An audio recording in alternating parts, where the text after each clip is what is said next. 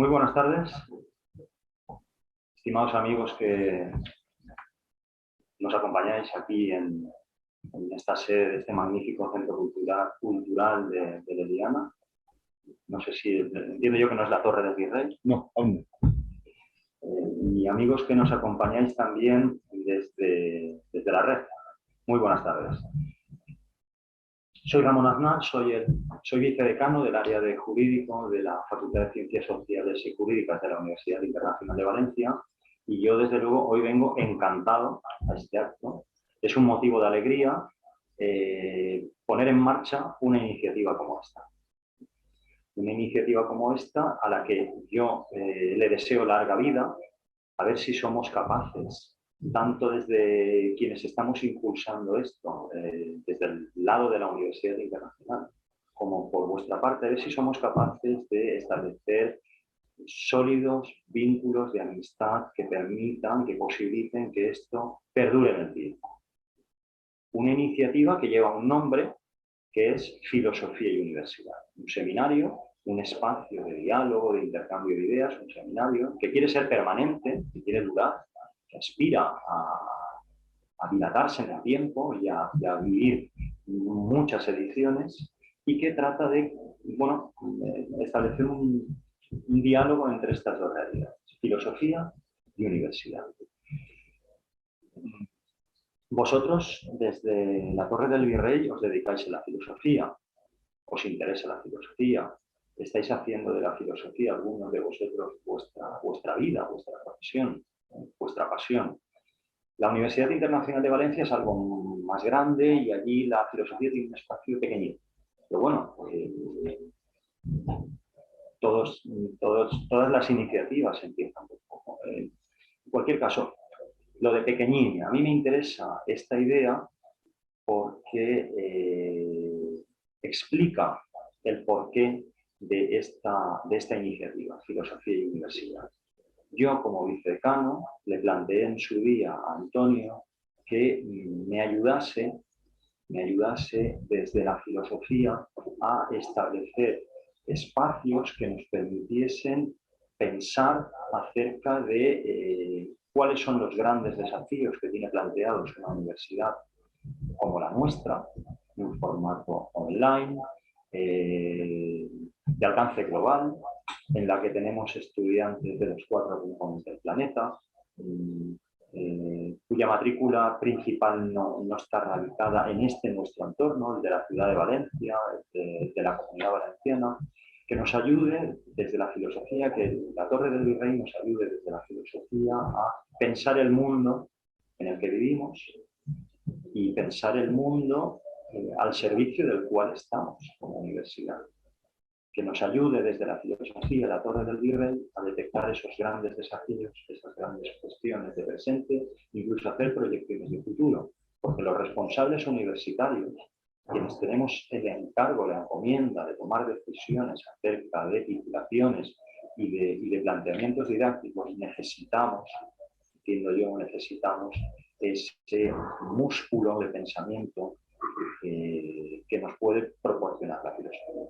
Entonces yo en ese sentido, responsable de una facultad que tiene que también tomar o ayudar a la institución a tomar decisiones de negocio, somos una universidad privada, ¿no?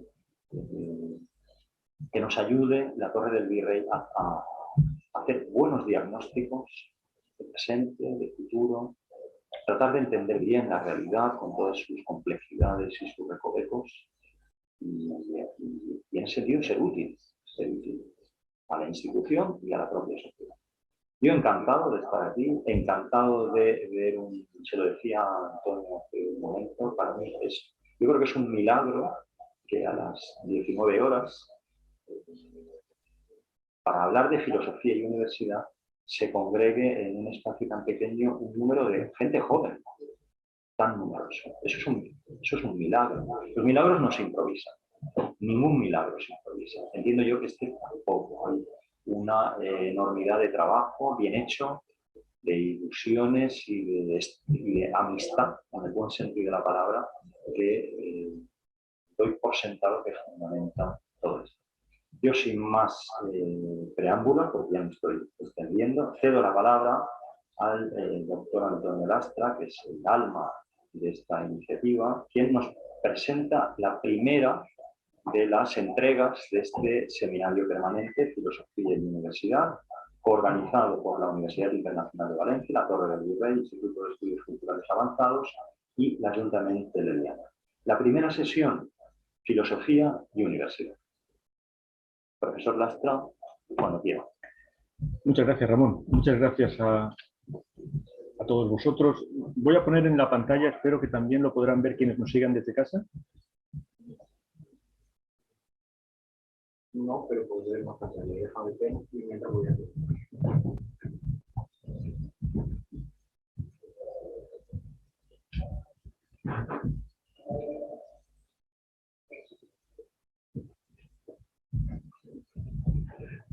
Bien, pequeño problema técnico que solventamos. Yo lo pongo aquí para vosotros, los que estáis.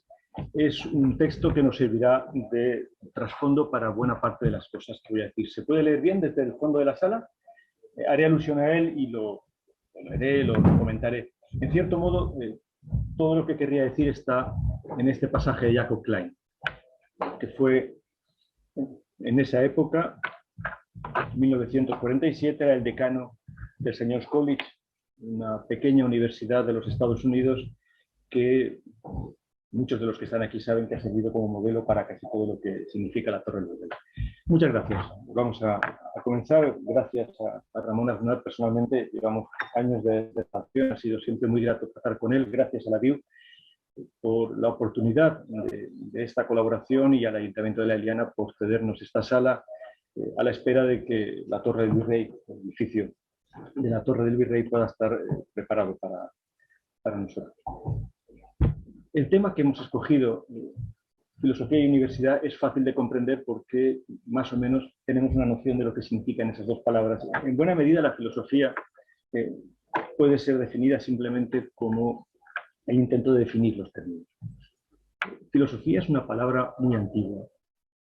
Como palabra, no voy a entrar todavía en su significado, como palabra la tenemos desde que aparece en los textos médicos de la antigüedad, aparece en el corpus de Hipócrates y aparece de una manera desdeñosa, pero aparece allí. Los médicos se refieren a unos cuantos que hay por allí, a los que se refieren con el nombre de filósofos y que no hacen exactamente lo que los médicos hacen. Son difíciles de definir, tienden a formar un pequeño grupo y a tener entre ellos algunas claves algo desconocidas para el resto. En cualquier caso, la palabra tiene aproximadamente unos 2.400 o 2.500 años de antigüedad. La palabra universidad no es ni de lejos tan vieja. Probablemente surge en el siglo XIII, al hilo de la conversión de las pequeñas escuelas catedralicias, en París, en Bolonia, luego en Oxford, en Cambridge, en escuelas separadas donde grupos de estudiantes y de profesores tratan de mantener una vida en común, orientada hacia los estudios que ellos mismos han elegido y tratando de solventar de alguna manera el problema de la distinta procedencia de cada uno de ellos. La palabra nación es una palabra asociada a todo esto porque una manera conveniente de reunir a los grupos que estaban allí era por su proveniencia. De esa manera había toscanos, había ingleses, había etc. En cualquier caso tenemos una desproporción, al menos temporal, entre una actividad, la filosofía, y el nombre de una institución, universidad, que indica que hay una prioridad. El motivo de esta prioridad orientará lo que quiero decir. Lo que quiero decir es que antes de que aparezca ninguna institución que pueda, de alguna manera, darle el marco a la actividad filosófica, la filosofía ya existe.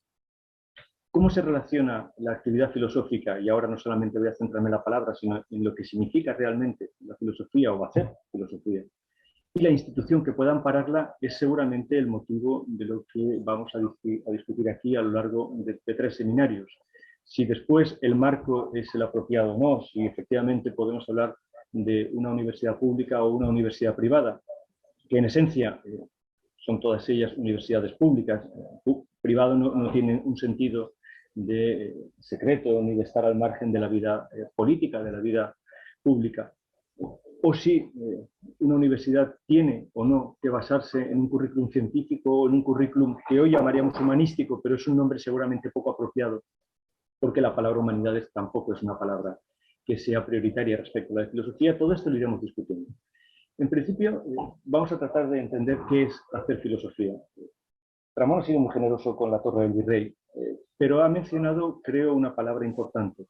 Ha dicho que en el fondo todo esto no es posible sin amistad, pero es que la palabra amistad está incrustada en la palabra filosofía. No es que haya que enfatizar la amistad para hablar de filosofía. La filosofía es un tipo de amistad, es un tipo de filía.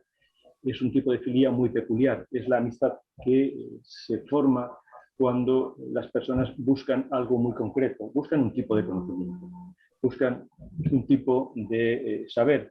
Y eso es exactamente lo que la filosofía determina para todos nosotros. Esa amistad filosófica, que es seguramente, visto así, una redundancia, se convierte en una manera de estar en el mundo.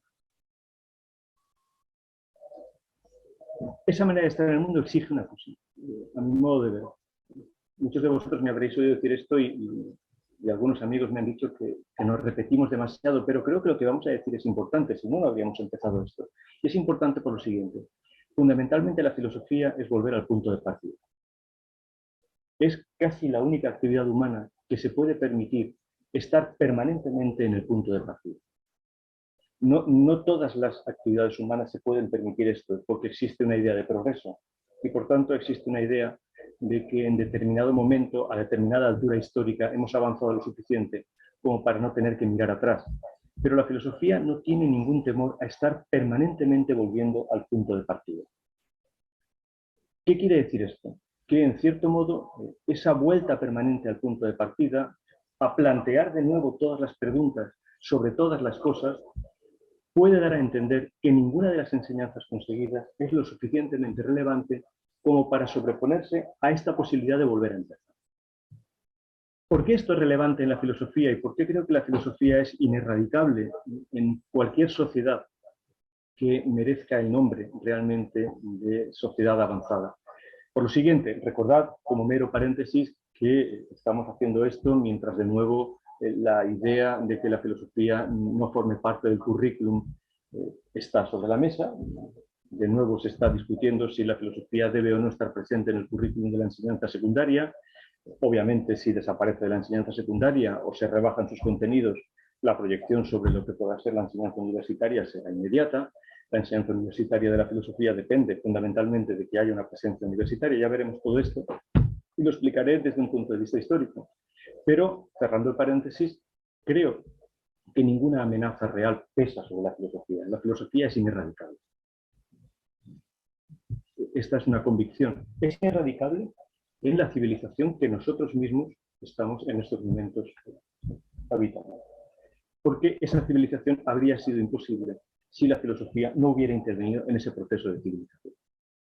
Lo cual es paradójico, porque conforme más avanza esa civilización y a más altura llega, a cualquiera de las que quisiéramos poner, una altura tecnológica, una altura científica, una altura artística, política, cualquiera de las dimensiones del progreso, necesariamente lleva incorporada las preguntas filosóficas que le obligan una y otra vez a cuestionárselo radicalmente todo. Cuestionárselo radicalmente todo quiere decir, la filosofía está antes de casi todo aquello en lo que nosotros pudiéramos pensar para constituir una tradición. Una de las cosas para las que sirve la filosofía es para no ser supersticiosos. Y esto es muy importante. Una de las supersticiones que podríamos tener, por ejemplo, la superstición de las humanidades o la superstición de la cultura. Creer que existe una tradición cultural, creer que nosotros, por acercarnos a los textos clásicos, estamos acercándonos. La filosofía no forma parte de ninguna tradición. La filosofía ni siquiera necesita tener un cuerpo de texto. Lo tiene, naturalmente. Pero una de las cosas que estamos mencionando aquí es que la filosofía no consiste en ese cuerpo doctrinal. Ahora volveré sobre esto. Abro otra paréntesis. No me parece de ninguna manera una casualidad que esto que estamos haciendo aquí lo estemos haciendo recurriendo a la oralidad.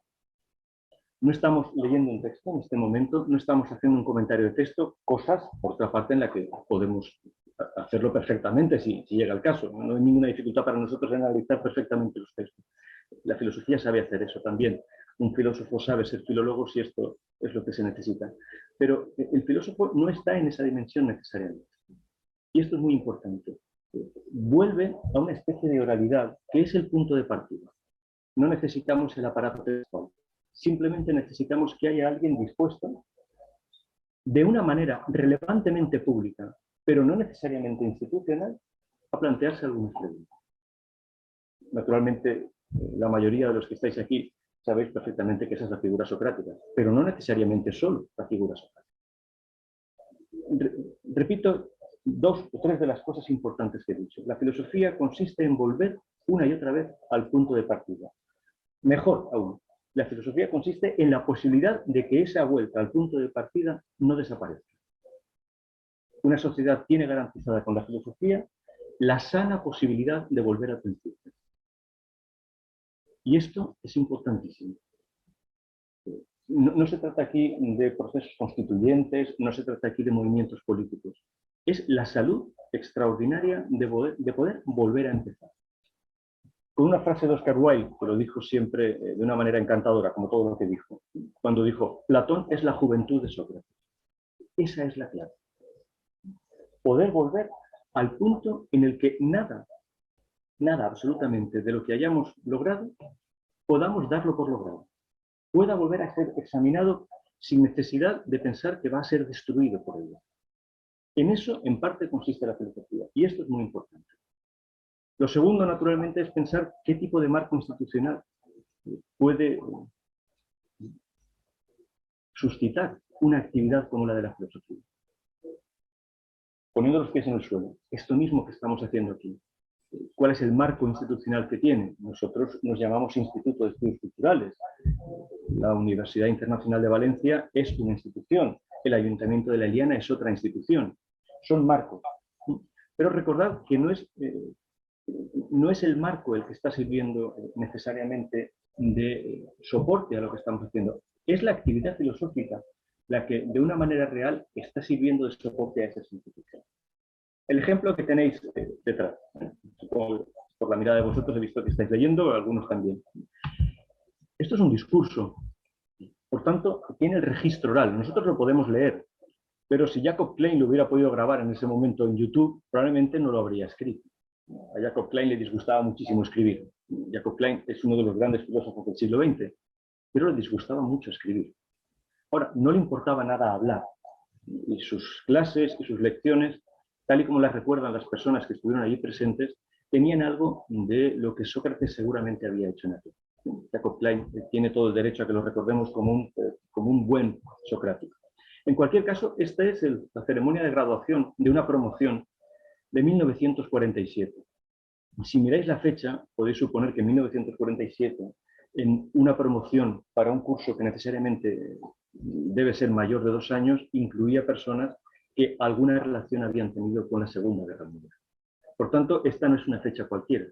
Realmente fue la primera promoción surgida tras el acontecimiento bélico de la Segunda Guerra Mundial. Tras la Segunda Guerra Mundial significa tras la guerra más pavorosa que la humanidad ha presenciado jamás. Por tanto, ese es el trasfondo que había. Y Jacob Klein está despidiéndose de los alumnos que ha tenido durante unos cuantos años en un colegio muy característico, el colegio College de San John en Annapolis. Ángel Martín, un buen amigo, ha traducido este libro, La educación superior en América, que es una de las primeras reflexiones, hecha por Hutchins, que fue decano en Chicago, y que inmediatamente traspasó todo lo que habían intentado hacer en Chicago, la educación para adultos, el proyecto de los grandes libros, a ese pequeño college, que se convirtió en modelo por una razón muy sencilla, porque decidieron que la formación que darían en ese colegio estaría basada exclusivamente en que se habilitaría a los estudiantes para poder mantener una conversación de alto nivel, al más alto nivel, con los grandes libros que la humanidad tenía a su disposición. Pero no se estaban formando como lectores, sino como conversadores con esos libros, que fueran capaces de mantener una conversación con Hobbes, con Platón, con Maquiavelo, con Descartes, con Newton, con todos los autores de los grandes libros. Y en el fondo, lo que Jacob Klein venía a decir es que el modelo para todo eso era un modelo bien extraño, lo que llamamos la Academia Platónica, de la que no sabemos prácticamente nada. Tenemos muy pocos datos para saber qué es lo que fue la Academia de Platón. Platón escribió los diálogos, y esto es algo que podemos leer todo, pero también fundó la Academia. Ahora bien, de la vida de la Academia sabemos muy poco. Probablemente la mejor descripción de la Academia en 2400 años sea este párrafo que tenéis aquí. La Academia Platónica, el modelo de todas las instituciones educativas hasta el día de hoy. Yo diría el modelo de la Torre del Virrey, pero también el modelo, creo que de la BID, el modelo de cualquier universidad que se haya fundado desde que se fundó la Academia en el siglo IV a.C. En la actualidad hay miles de universidades en el planeta, ¿de acuerdo? Cuando la palabra universidad empieza a extenderse, apenas hay 20 universidades en el planeta. Y 20 son demasiadas. La Academia Platónica, el modelo de todas las instituciones educativas hasta el día de hoy, no se fundó en tiempos que se parecen a los nuestros, en 1947 y en 2021, pero también en el siglo IV a.C., no se fundó para servir. Algo de lo que ha dicho Ramón, para ser útil. Pero aquí está diciendo algo aún más profundo, Ramón, sino para ser servido. Está invirtiendo los términos, está recordando la prioridad de lo que podríamos llamar, adelantándonos a las cosas, la prioridad del espíritu sobre la materia de las cosas. Para ser servida. No se fundó con la mirada puesta en los deseos ni en las necesidades de orden práctica, sino contra esos deseos y esas necesidades. Preparaba a sus estudiantes, al parecer, y todos los que habéis leído los diálogos de Platón sabéis que ese al parecer es un inequívoco giro socrático del lenguaje, para una vida que nunca quedara fuera de su alcance. Ramón ha dicho que hay mucha gente joven aquí, hay muchas personas que todavía piensan en la universidad como un lugar al que tienen que ir, otros piensan en la universidad como un lugar al que acaban de llegar. Algunos seguramente recordarán la frase de Bernard Shaw: fui a la universidad e interrumpí mi educación durante 4 años, espero que esa no sea la consecuencia de que estéis en la universidad, pero no deja de ser una advertencia. La universidad es la última fase educativa. Les imponía reglas cuyo origen no era la sumisión, sino más bien la oposición al orden práctico. No trataba de descender a un nivel inferior, esto para un platónico es muy fuerte, sino más bien, porque esa es la continuación del descenso a la caverna platónica, más bien de elevar el orden práctico al suyo. Tal vez sea única al respecto. Su legado es la idea misma de educación, pues educar a una persona es alejarla de las regiones en las que no puede ver la luz. En todo lo que yo he leído sobre la Academia de Platón no hay una descripción más precisa de lo que debió de ser la Academia de Platón. Probablemente tuvo que ser esto. Y si Jacob Klein está dispuesto a decir que es el modelo, vamos a ver si efectivamente podría ser el modelo para nosotros. Vuelvo a todo. ¿Qué hace alguien que efectivamente siente este deseo de acercarse a la sabiduría? Esta sensación de que su amistad se forja y, por así decirlo, se mide con el conocimiento que se adquiere mediante ese gesto de amistad. Esa amistad se sostiene o se cae por el conocimiento que procura. ¿Cuál es la institución que puede albergar todo esto? ¿Una universidad? Una universidad es una institución que lleva aproximadamente unos 800 años funcionando en Europa y en otras partes del mundo, principalmente en Europa. Principalmente en Europa porque todas las demás universidades surgen del modelo universitario europeo. ¿Qué hacen esas universidades? Primero tienen que establecer un currículum. ¿Qué es lo que se va a estudiar? Bien, eso ya lo hizo la Academia. Y la Academia Platónica me refiero. Y la Academia Platónica tenía que saber perfectamente dónde situar el último punto de la educación. Que es lo que creo que cuando Ramón me pidió que parásemos esto, previsiblemente tenía que corresponderle a la filosofía. Yo no estoy en condiciones, y resulta muy osado por mi parte, porque he sido profesor universitario, pero no soy profesor universitario en este momento. He sido alumno universitario, pero de eso han pasado muchísimos años. No soy un miembro activo de ninguna universidad, más allá de mi deseo ferviente de que la Torre del Virrey sea una réplica exacta de la Academia Platónica, una réplica viva de la Academia Platónica. Pero la idea es la siguiente. ¿Debe ser la filosofía una facultad en concreto de una universidad? ¿O la filosofía, sobre esto podéis suponer que hay literatura como para llenar estantes y estantes? Dentro mismo de la propia historia de la filosofía, esto es una discusión permanente. Hay libros al respecto de Kant, hay libros al respecto de Schopenhauer, hay libros al respecto de Fichte, por mencionar solamente los filósofos alemanes. Pero en última instancia, el modelo que la Academia de Platón proponía era el siguiente. La filosofía empieza justo cuando acaba todo ese modelo educativo. La filosofía empieza cuando acaba la universidad. Un momento hemos mencionado, tenemos que hacer una escuela de doctorado. Probablemente la idea del doctorado, la idea de culminar los estudios de alguna manera, es la vieja idea de que la filosofía empieza cuando ha terminado toda la educación posible. En este sentido, cualquiera que lea el currículum que hay en la República de Platón sabe que la filosofía empieza cuando han acabado todas las demás ciencias. Es más, ¿eso qué quiere decir? Que no se puede hacer filosofía si uno no está dispuesto a aceptar todo el currículum científico. La filosofía no es en modo alguno una tarea misteriosa ni oscurantista. Es una tarea que consiste en sacar a las personas de las regiones en las cuales no puede ver la luz. Lo ha dicho Jacob Klein. ¿Qué quiere decir esto? Quiere decir que efectivamente la filosofía empieza allí donde ya se ha estudiado todo y aún se sigue sintiendo un deseo de conocimiento. Un deseo que no se ha saciado. Probablemente eso lleva a pensar que la Facultad de Filosofía como tal no es el lugar adecuado para la filosofía. La filosofía podría impartirse perfectamente en la Facultad de Derecho, podría impartirse perfectamente en la Facultad de Medicina, podría impartirse perfectamente en cualquiera de los órdenes del conocimiento. La filosofía, por supuesto, no es de letra, la filosofía no es de ciencia. La filosofía es una actividad, como le gusta decir ahora a los pedagogos, transversal, pero lo ha sido siempre. Esa es la expresión misma de la dialéctica platónica, atravesar cualquiera de los logos que se puedan cruzar el camino. El fundamento de la filosofía es el día, es el impulso que lleva a estar un poco más allá, atravesarlo. No por casualidad la palabra que acaba confundiéndose con filosofía, aunque no es una palabra filosófica en modo alguno, es metafísica, más allá de la física y más allá de cualquiera de las ciencias que se hayan estudiado. Imaginaos cualquiera de vosotros que está estudiando filosofía o que quisiera estudiar filosofía, que lo está haciendo porque tiene filosofía todavía en su currículum de bachillerato. ¿Dónde situar ese tipo de conocimientos? Volvemos a algo que hemos discutido muchas veces entre nosotros en la Torre del Virrey. Realmente la filosofía no tiene un contenido. Realmente la filosofía no puede tener una serie de temas, uno detrás de otro, que puedan... No, porque eso significaría, cualquiera de vosotros que examine el temario de un curso de filosofía en el bachillerato o mire las asignaturas de una facultad de filosofía, al verlo uno podría pensar que el filósofo es una especie de experto en todo, en biología, en derecho, en ecología, en literatura, en estética. Naturalmente, esa no es la cuestión. El filósofo no tiene un conocimiento concreto, lo que tiene es un deseo de conocimiento abstracto y universal.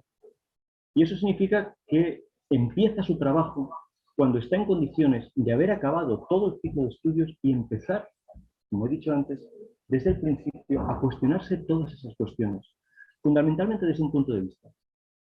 ¿Cómo se vive? Que es la segunda gran cuestión. ¿Cómo se vive cuando se ha adquirido el conocimiento?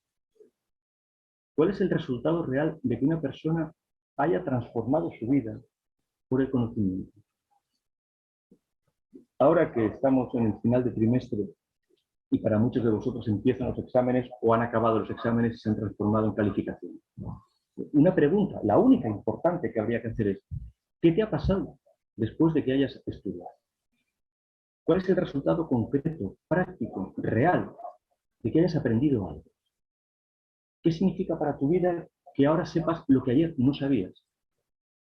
Más allá de que hayas obtenido esta u otra calificación, ¿cuál ha sido el resultado real? ¿Cómo has incorporado, lo diré con una palabra fuerte, cómo has encarnado el conocimiento? Ahí es donde empieza la cosa. A mi modo de ver, naturalmente. La filosofía no es adquirir un conocimiento, el tema 1, el tema 2, el tema 3. La filosofía empieza cuando uno se pregunta qué es lo que nos ha pasado cuando hemos aprendido algo, lo que sea. Recordad que es una frase muy famosa, cuando alguien aprende algo, aprende dos cosas, eso que ha aprendido y lo que ha aprendido al aprender lo que ha aprendido. Pero solamente puede responder a esta segunda cuestión cuando se da cuenta de que se ha transformado su vida en algo. Porque la enseñanza supone una novedad en la vida de un ser humano, es una novedad existencial. Algo nuevo existe en la vida de una persona cuando ha aprendido. una materia, o lo que sea, una enseñanza, cuando ha aprendido a escribir un verso, cuando ha aprendido a despejar una ecuación, cuando ha aprendido lo que significa la perspectiva caballera, cuando ha aprendido cualquier cosa que haya aprendido. Si antes no estaba en su vida y ahora está en su vida, tiene que saber qué hace eso en su vida y cómo se transforma de una manera práctica. La diferencia fundamental entre un platónico y un aristotélico, por mencionar nombres famosos para todo, es que Platón jamás le concede a un filósofo la posibilidad de quedarse ensimismado con su conocimiento. Le obliga a hacer algo con su conocimiento. ¿Por qué le obliga a hacer algo con su vida? En términos platónicos, tiene que bajar a la caverna, no se puede quedar en las islas de los bienaventurados, por seguir con el lenguaje platónico, no puede quedarse en la vida contemplativa. La vida filosófica es fundamentalmente práctica. Pero, como ha explicado muy bien Jacob Klein, no porque estemos al servicio de nada, sino porque nuestro servicio hace que todo se vuelva al servicio de esta idea fundamental, de que el conocimiento es algo valioso. Pero es algo valioso porque transforma las vidas de los seres humanos. Un ser humano que ha aprendido algo no es igual que el ser humano que aún no lo había aprendido. Y ese cuestionamiento radical de qué es lo que he ganado aprendiendo algo, solamente lo puede aportar esta actividad, porque es la actividad filosófica. Esa fue la novedad que los filósofos introdujeron en un determinado momento histórico en la vida de los griegos. Eso fue lo que motivó que los médicos no entendieran muy bien a qué se dedicaban los filósofos. Eso fue lo que motivó que antes de que llegara Sócrates, ya los, entre muchas comillas, presocráticos, no supieran muy bien dónde ubicarse. Eran poetas al estilo de los que recitaban los poemas homéricos por las ciudades, eran magos, ¿qué eran exactamente? Naturalmente, cuando llega Sócrates, ese es el motivo de que Atenas no sepa qué hacer con el filósofo.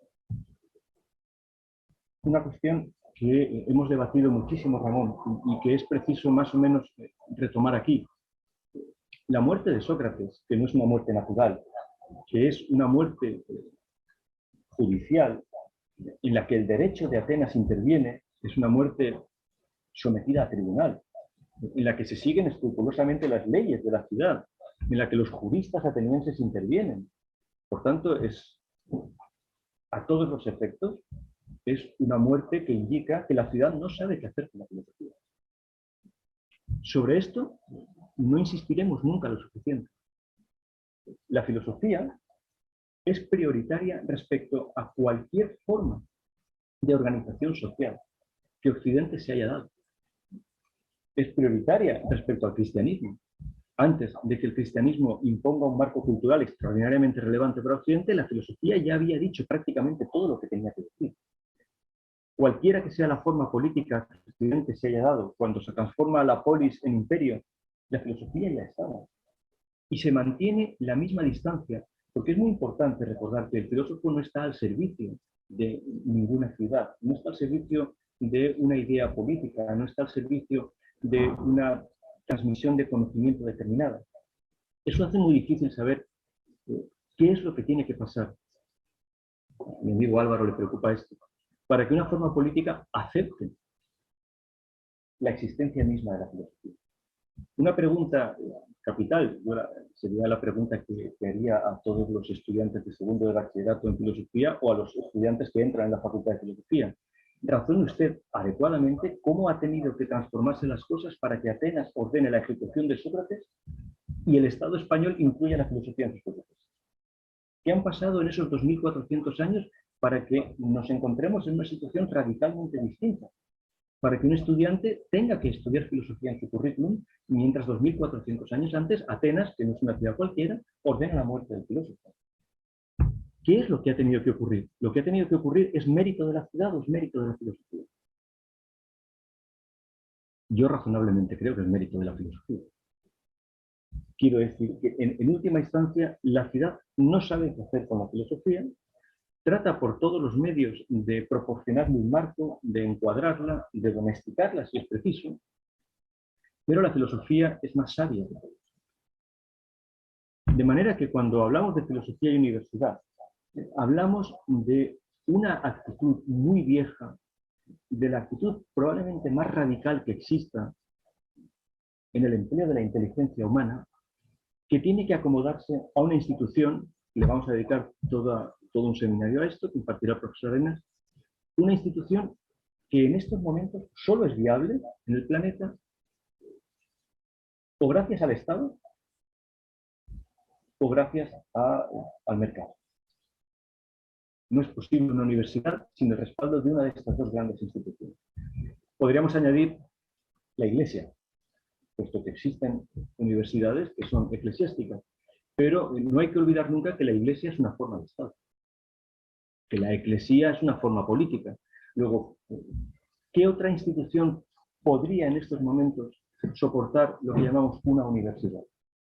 Las mismas que dieron origen en el inicio, en el siglo XIII, a la propia idea de una universidad. Una universidad es un sitio muy caro. Las universidades son instituciones muy caras. Necesitan una gran inversión de dinero. Han de tener una finalidad muy clara. ¿Cuál es esa finalidad? Formar ciudadanos, formar técnicos que sirvan a la sociedad, formar personas extraordinariamente dóciles, pero extraordinariamente eficaces, formar personas competentes y al mismo tiempo extremadamente críticas. Si esto último, si esta última palabra, que es muy conocida, es cierta, solo se debe a una razón, a que no puede haber una vida de la inteligencia que desestime por completo lo que seguimos llamando filosofía. Pero insisto, no porque exista una facultad de filosofía, sino porque la filosofía tiene que estar en todo desempeño de la inteligencia humana. Es más, es que es el último escalón de la inteligencia humana. Cuando Platón hace la famosa línea del conocimiento que todos conocemos porque hemos pasado por ahí, y sabemos que en la tercera línea Platón deja que estén todas las ciencias que se nos ocurran, todas las actividades técnicas y científicas que se nos ocurran. Es el amplísimo, inmenso campo de la dianoia.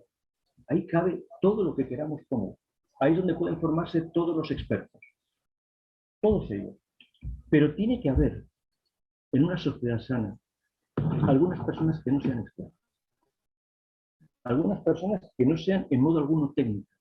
Algunas personas que no estén en disposición de convertirse en miembros de una burocracia, en miembros de un Estado, en miembros competentes, todos ellos, del mercado. Tiene que haber personas que den un paso más, que es siempre un paso atrás. Que significa volver al punto en el que todo eso pueda ser revisado y cuestionado de la manera más radical posible. Solo porque eso existe, en el fondo las sociedades progresan. A veces las sociedades son conscientes de que eso existe. Ha habido momentos en los que efectivamente ha habido una conciencia. Yo creo que los momentos en los que la filosofía se ha hecho máximamente relevante son los peores momentos de la filosofía. Cuando la filosofía se convierte prácticamente en una iglesia en Alemania durante el final del siglo XVIII y principios del siglo XIX, es al precio de hacer que la filosofía efectivamente pueda ser la cúspide de la universidad alemana, al precio de que no tenga ninguna efectividad política. Y eso, francamente, no sirve de nada. Al final lleva a las grandísimas distorsiones. Hoy podríamos hablar aquí de algunos de los textos que motivan la relación entre filosofía y universidad. Mencionaré el más nefasto de todos, el discurso de rectorado de Martin Heidegger en el año 34. Cuando el mayor filósofo de Alemania se pone a la cabeza de la universidad alemana y pone la universidad alemana al servicio del Führer. ¿Por qué pone Martin Heidegger la universidad alemana al servicio del nazismo? Porque la filosofía misma es incapaz de ponerse a la cabecera de la sociedad.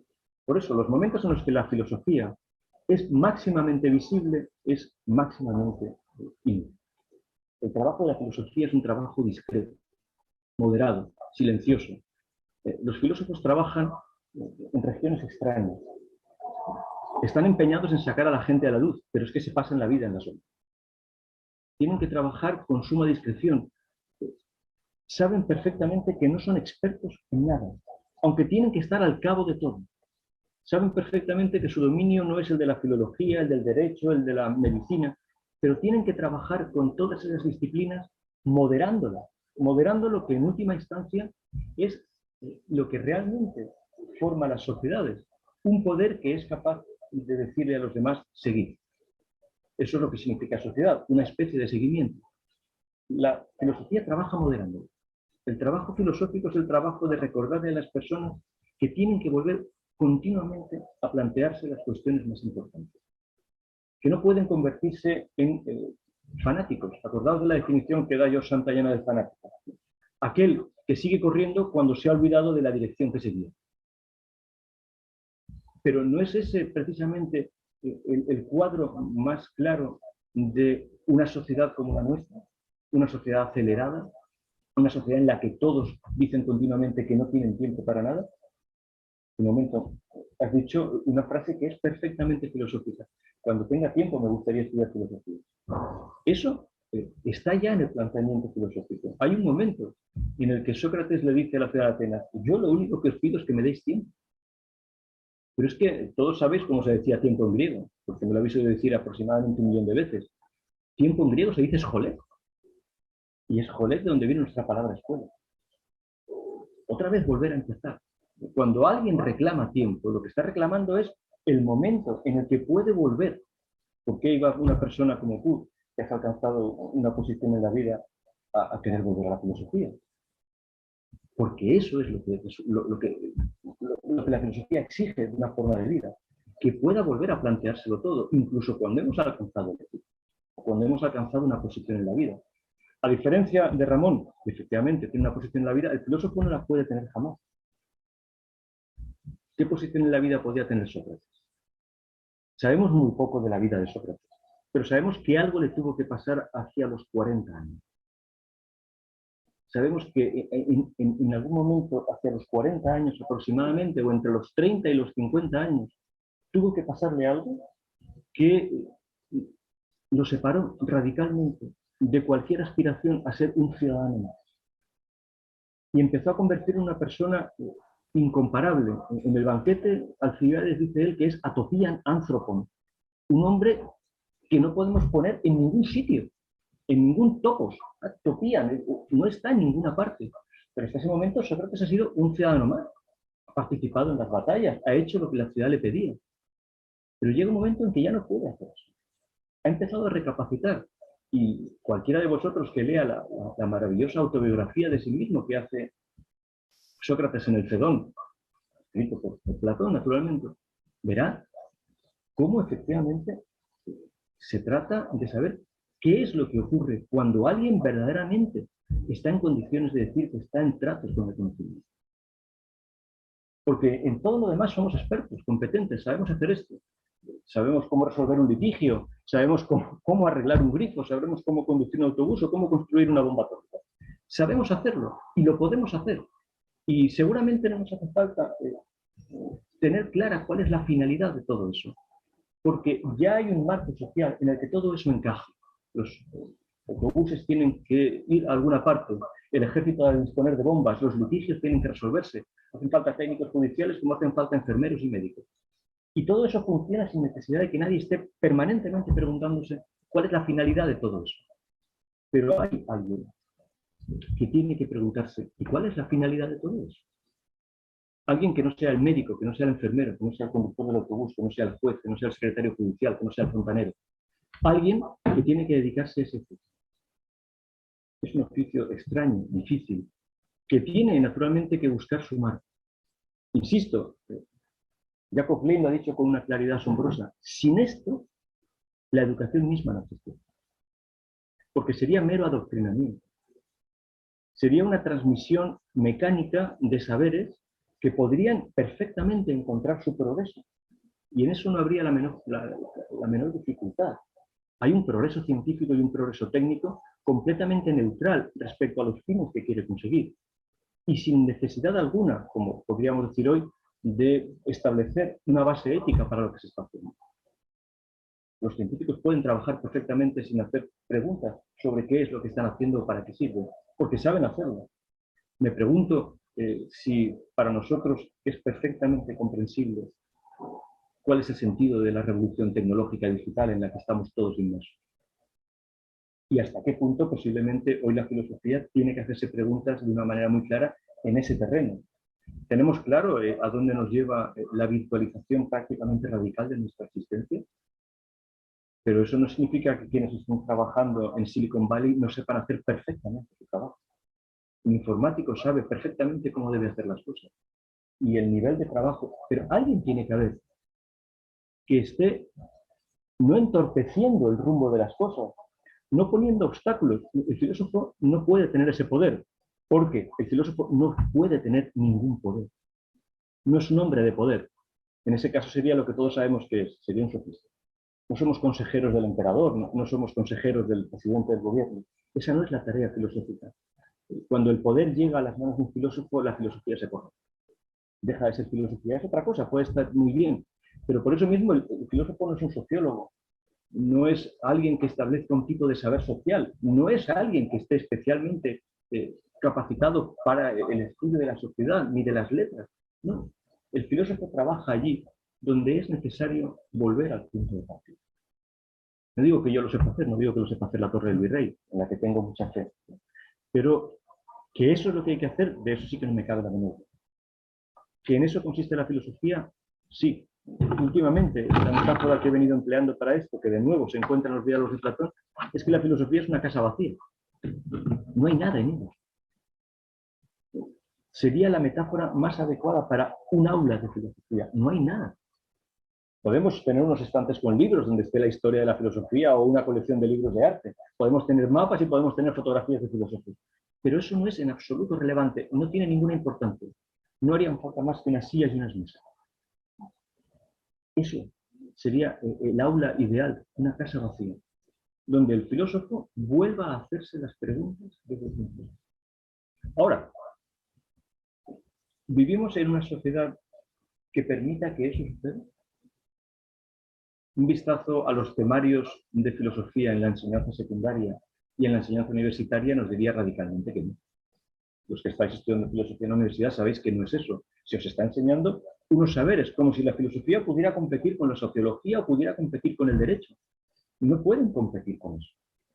La filosofía tiene que esperar pacientemente a que el derecho haya hecho su trabajo, a que la sociología haya hecho su trabajo, a que cada una de las ciencias haya hecho su trabajo. Y entonces empezar. ¿Pero qué institución es la adecuada para eso? ¿Qué universidad puede albergar en su seno a alguien cuyo trabajo consista permanentemente en volver a plantear las preguntas desde el punto de vista más radical posible? ¿Qué universidad está en condiciones de decirle al filósofo, aquí tienes tu sitio? ¿Qué sociedad, puesto que la universidad es parte del sistema social, qué sociedad se puede permitir eso? Yo creo que si la filosofía ha sobrevivido, es por varias razones. Algunas las hemos ensayado varias veces y no acaban de convencerme del todo. Como la que solemos decir, de que la filosofía simplemente se aprovechó de que la Iglesia Católica pues la aceptara en su currículum y bueno, pues esto salvó a Occidente del destino musulmano, del destino de los judíos. Quiero decir que, bueno, se mantuvo un currículum filosófico más o menos. Mi sospecha es que en última instancia el filósofo es hábil. Es lo suficientemente hábil como para ejercer su negocio de contrabando, y lo estoy diciendo aquí públicamente, sin que nadie se entere de más. Tiene que serlo por necesidad. ¿Cuál es la primera herramienta filosófica que reconocemos? Y la que provoca el primer enfado monumental contra un filósofo. La ironía. Que no es un registro literario, es un registro oral, es un registro de la vida práctica, es un registro de la vida cotidiana. No es un registro de la vida literaria. ¿Alguien podría poner un registro de ironía en Homero? ¿Alguien podría encontrar un rastro de ironía en la epopeya? ¿En la lírica? Solo después, naturalmente, tenemos grandes registros irónicos en las novelas de Thomas Mann, pero no antes. No antes de que la ironía haya aparecido, no siendo un registro, insisto, de la literatura, por tanto, no de la vida por escrito.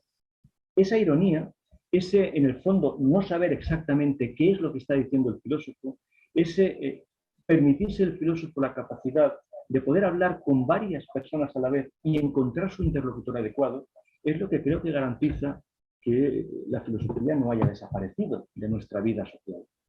Ha desaparecido porque no ha estado convenientemente en algunas vidas sociales, Entiendo que por eso no hay ninguna amenaza. Esta mañana, por poner un ejemplo, y algunos estabais conmigo cuando lo hemos estado examinando en una pizarra, con dos palabras, con dos viejísimas palabras griegas, skepsis y doxa.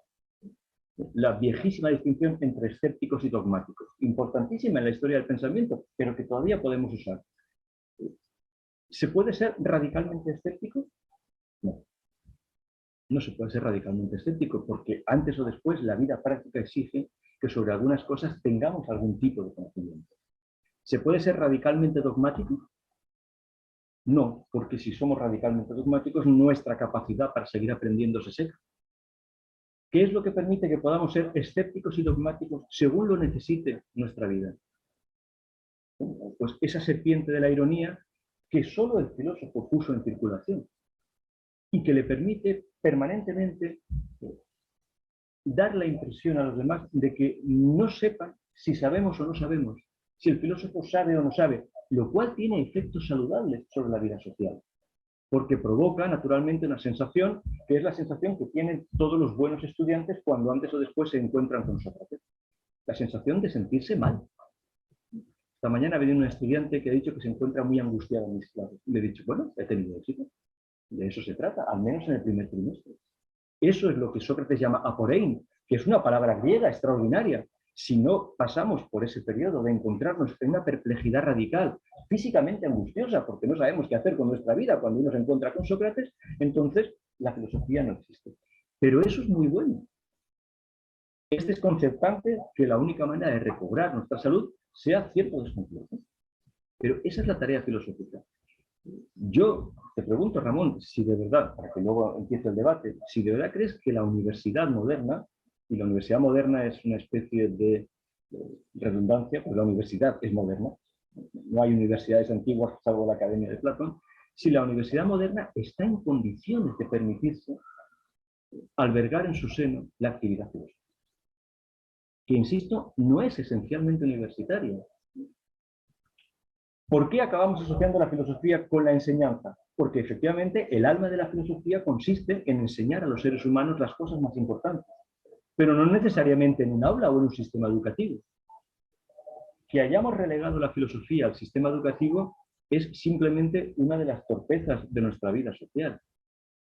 Los grandes filósofos han saltado de las aulas cuando han podido.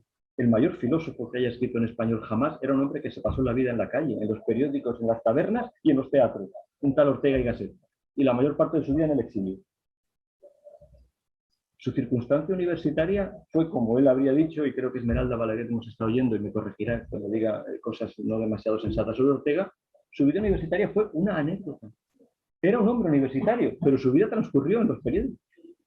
¿Por qué? Porque sabía que la filosofía no es exactamente algo que tenga que buscar un marco ahí. Ahora bien, ¿puede la universidad ser un marco adecuado? Sí. Claro. ¿Por qué no puede ser un marco adecuado?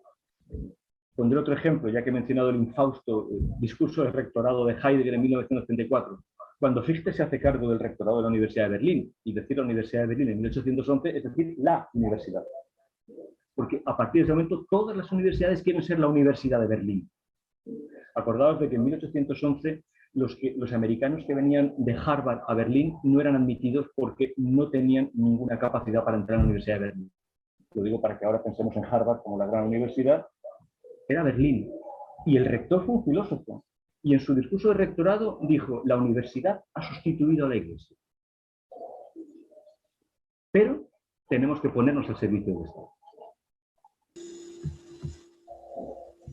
Este es el porvenir. Tú has mencionado, una universidad privada se debe al beneficio. Tiene que buscar un beneficio porque es una manera. Muy bien, ¿es el mercado una institución que permita más o menos que la Iglesia o el Estado la vida filosófica? Porque esa es la vida en la que nosotros mismos nos encontramos. No podemos prescindir ya ni del Estado ni podemos prescindir del mercado. Son instituciones que van a estar con nosotros en los próximos años. No veo que estas instituciones vayan a desaparecer en el horizonte de nuestras vidas. No lo veo.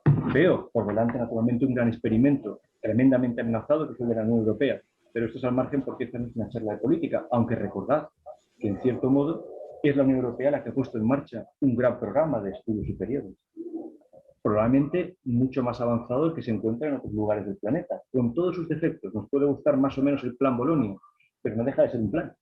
Por tanto, algo que ha tenido que pensarse al servicio de una realidad política de la que el propio plan no está seguro. El plan de Bolonia exige que Europa sea una cosa que todavía no es.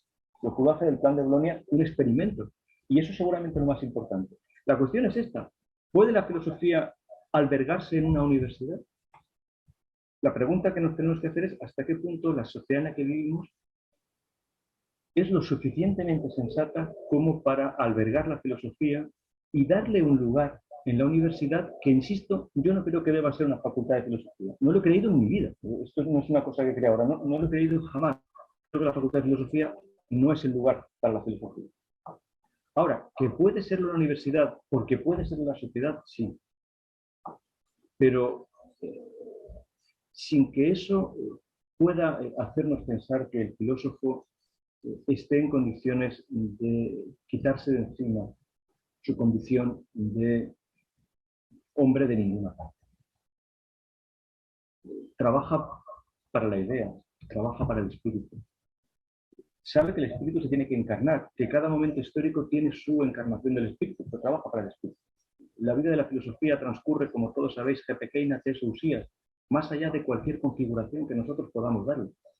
Solo que ahora tenemos una configuración, la nuestra aquí, en este momento, ahora, es un momento histórico determinado, a él nos debemos, pero no estamos trabajando para ese momento. Nuestro trabajo es un trabajo del espíritu. ¿Cómo puede una institución albergar el espíritu? Que existe, a mí no me cabe la menor duda. Entiendo que en esta sala no habrá nadie que dude de la existencia del espíritu, porque si no, no podría dedicarse a la filosofía. No trabajamos con nada material.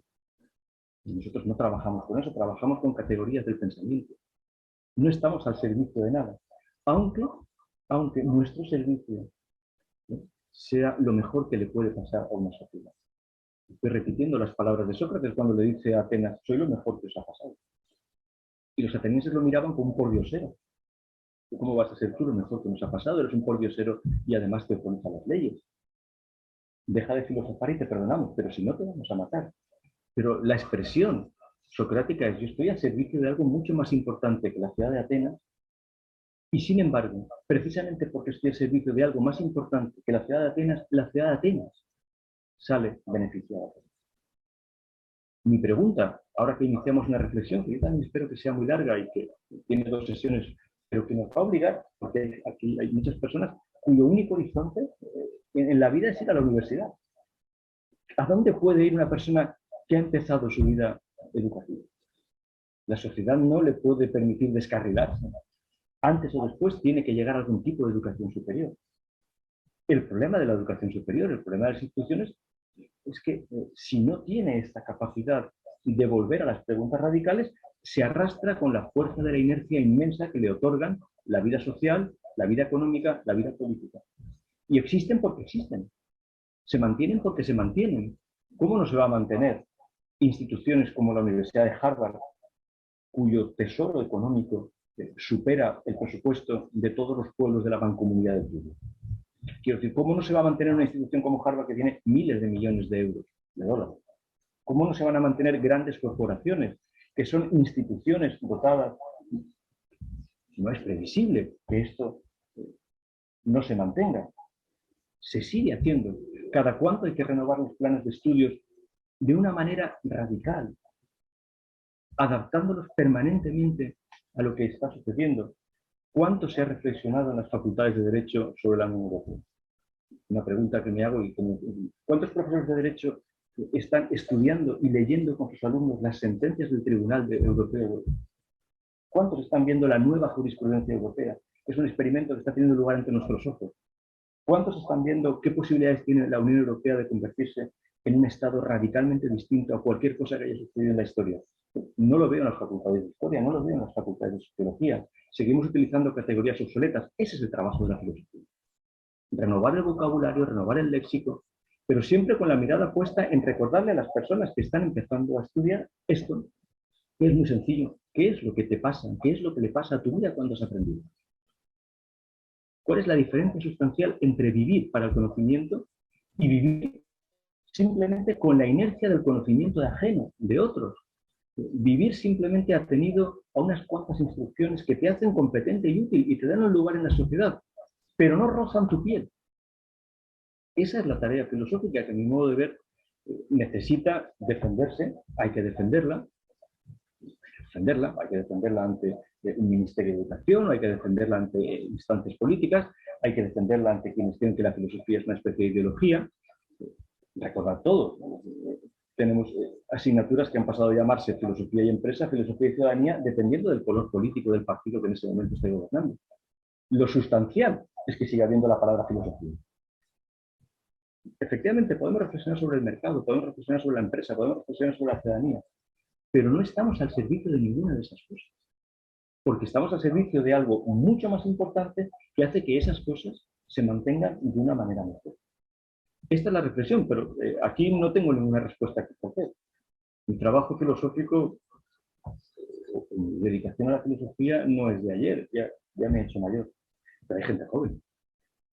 Y no veo la posibilidad de que la filosofía pueda ser muy distinta a lo que más o menos he planteado.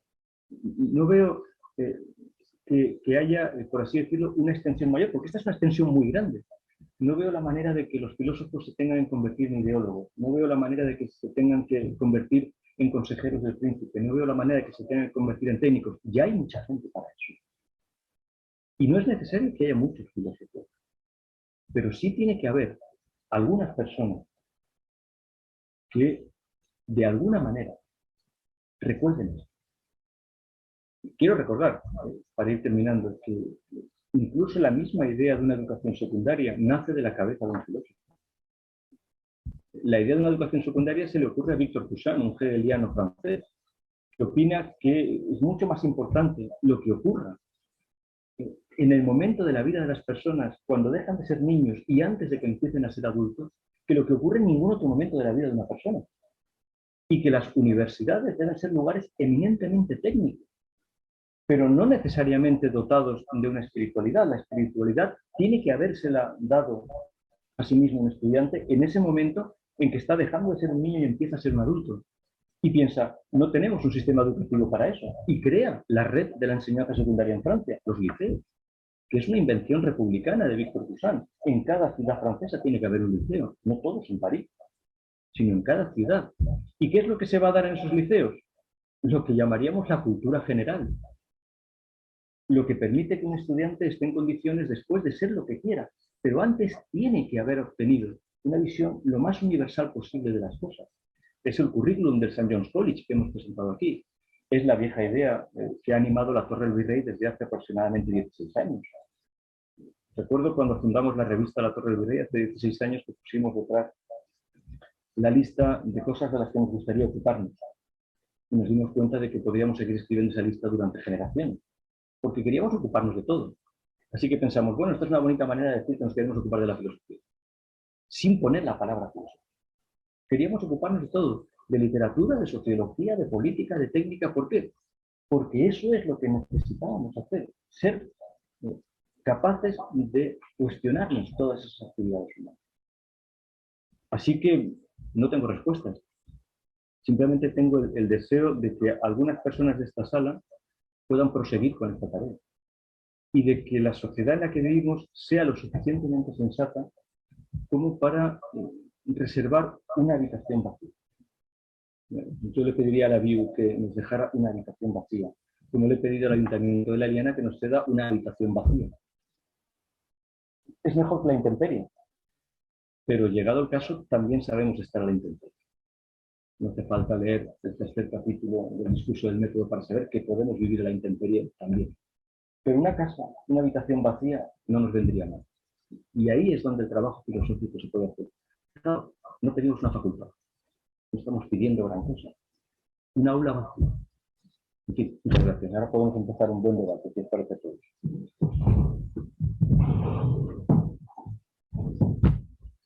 Moderas tú mismo, ¿no? Yo, y esto lo quito.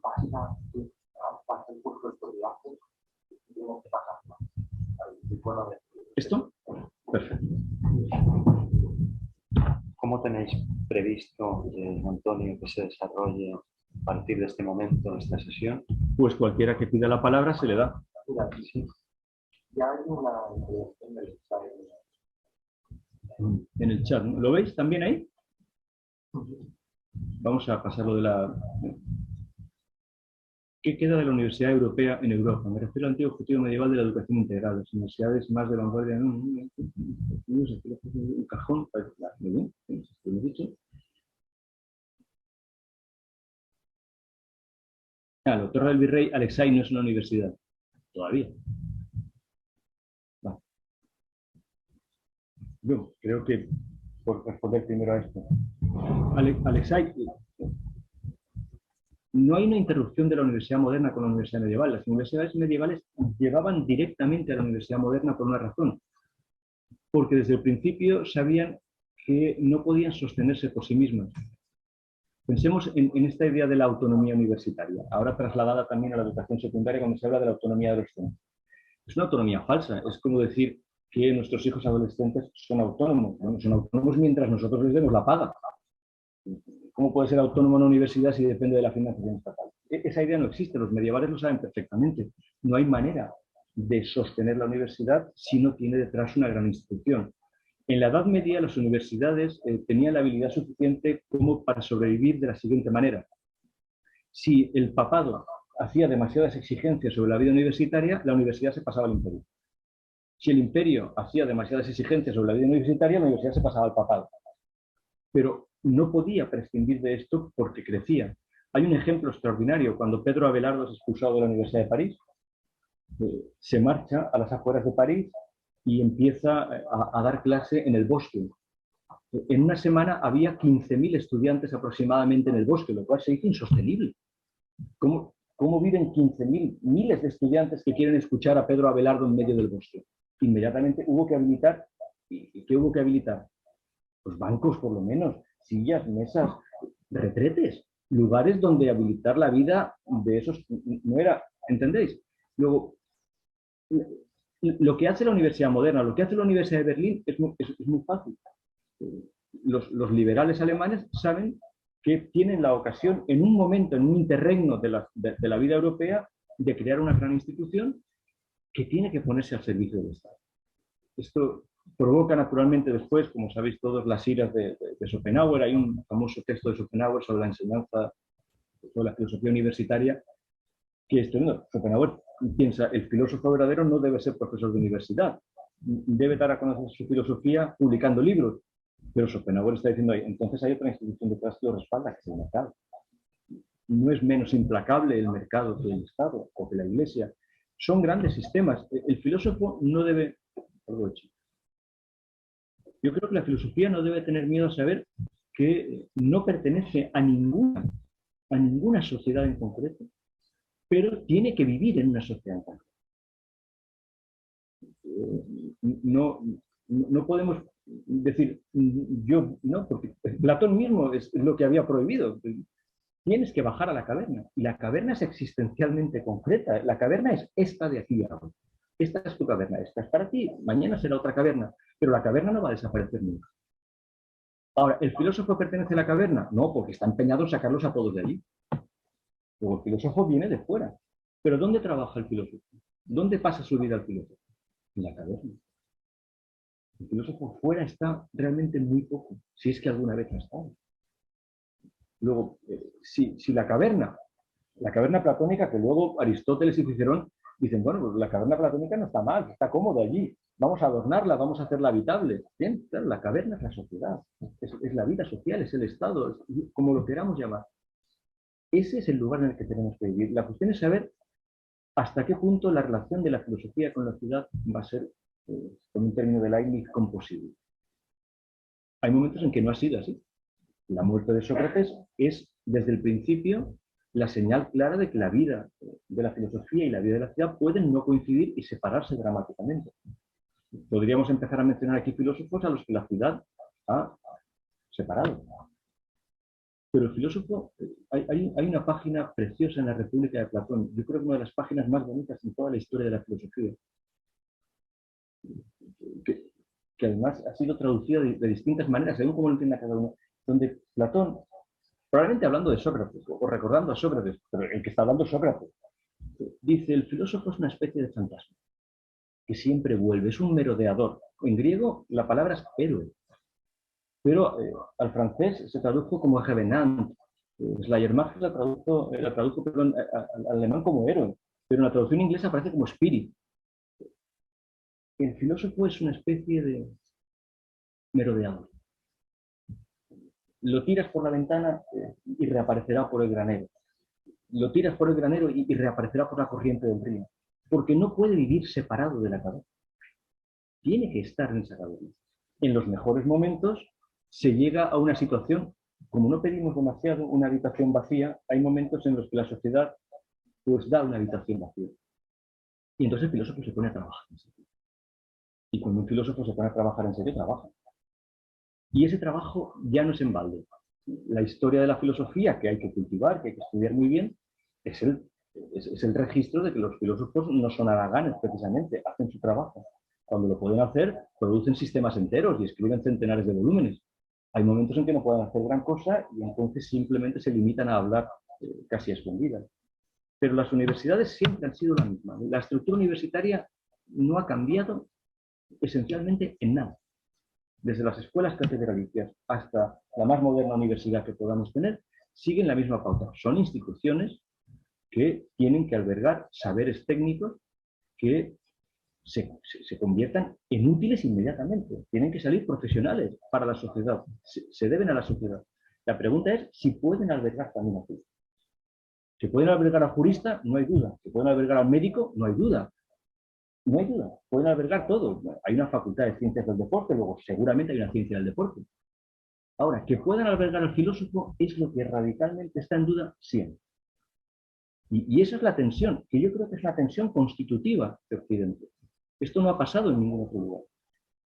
Porque en todos los demás lugares, los filósofos, entre comillas, se han puesto inmediatamente al servicio del Estado.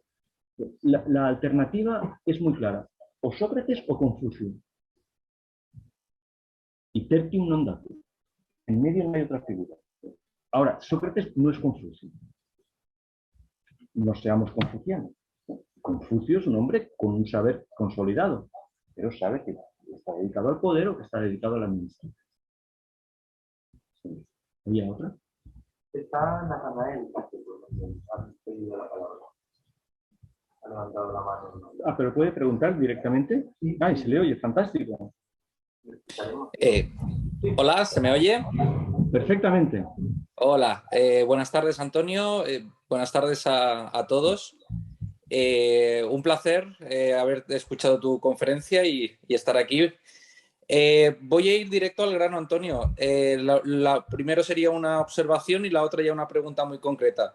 La observación es que por experiencia, no muy dilatada, pero por mi corta experiencia, me he dado cuenta de que tenemos dificultades muy serias para explicarle a las personas que no han estudiado filosofía o que no se han dedicado el tiempo suficiente a la filosofía, la vieja pregunta de ¿para qué sirve la filosofía?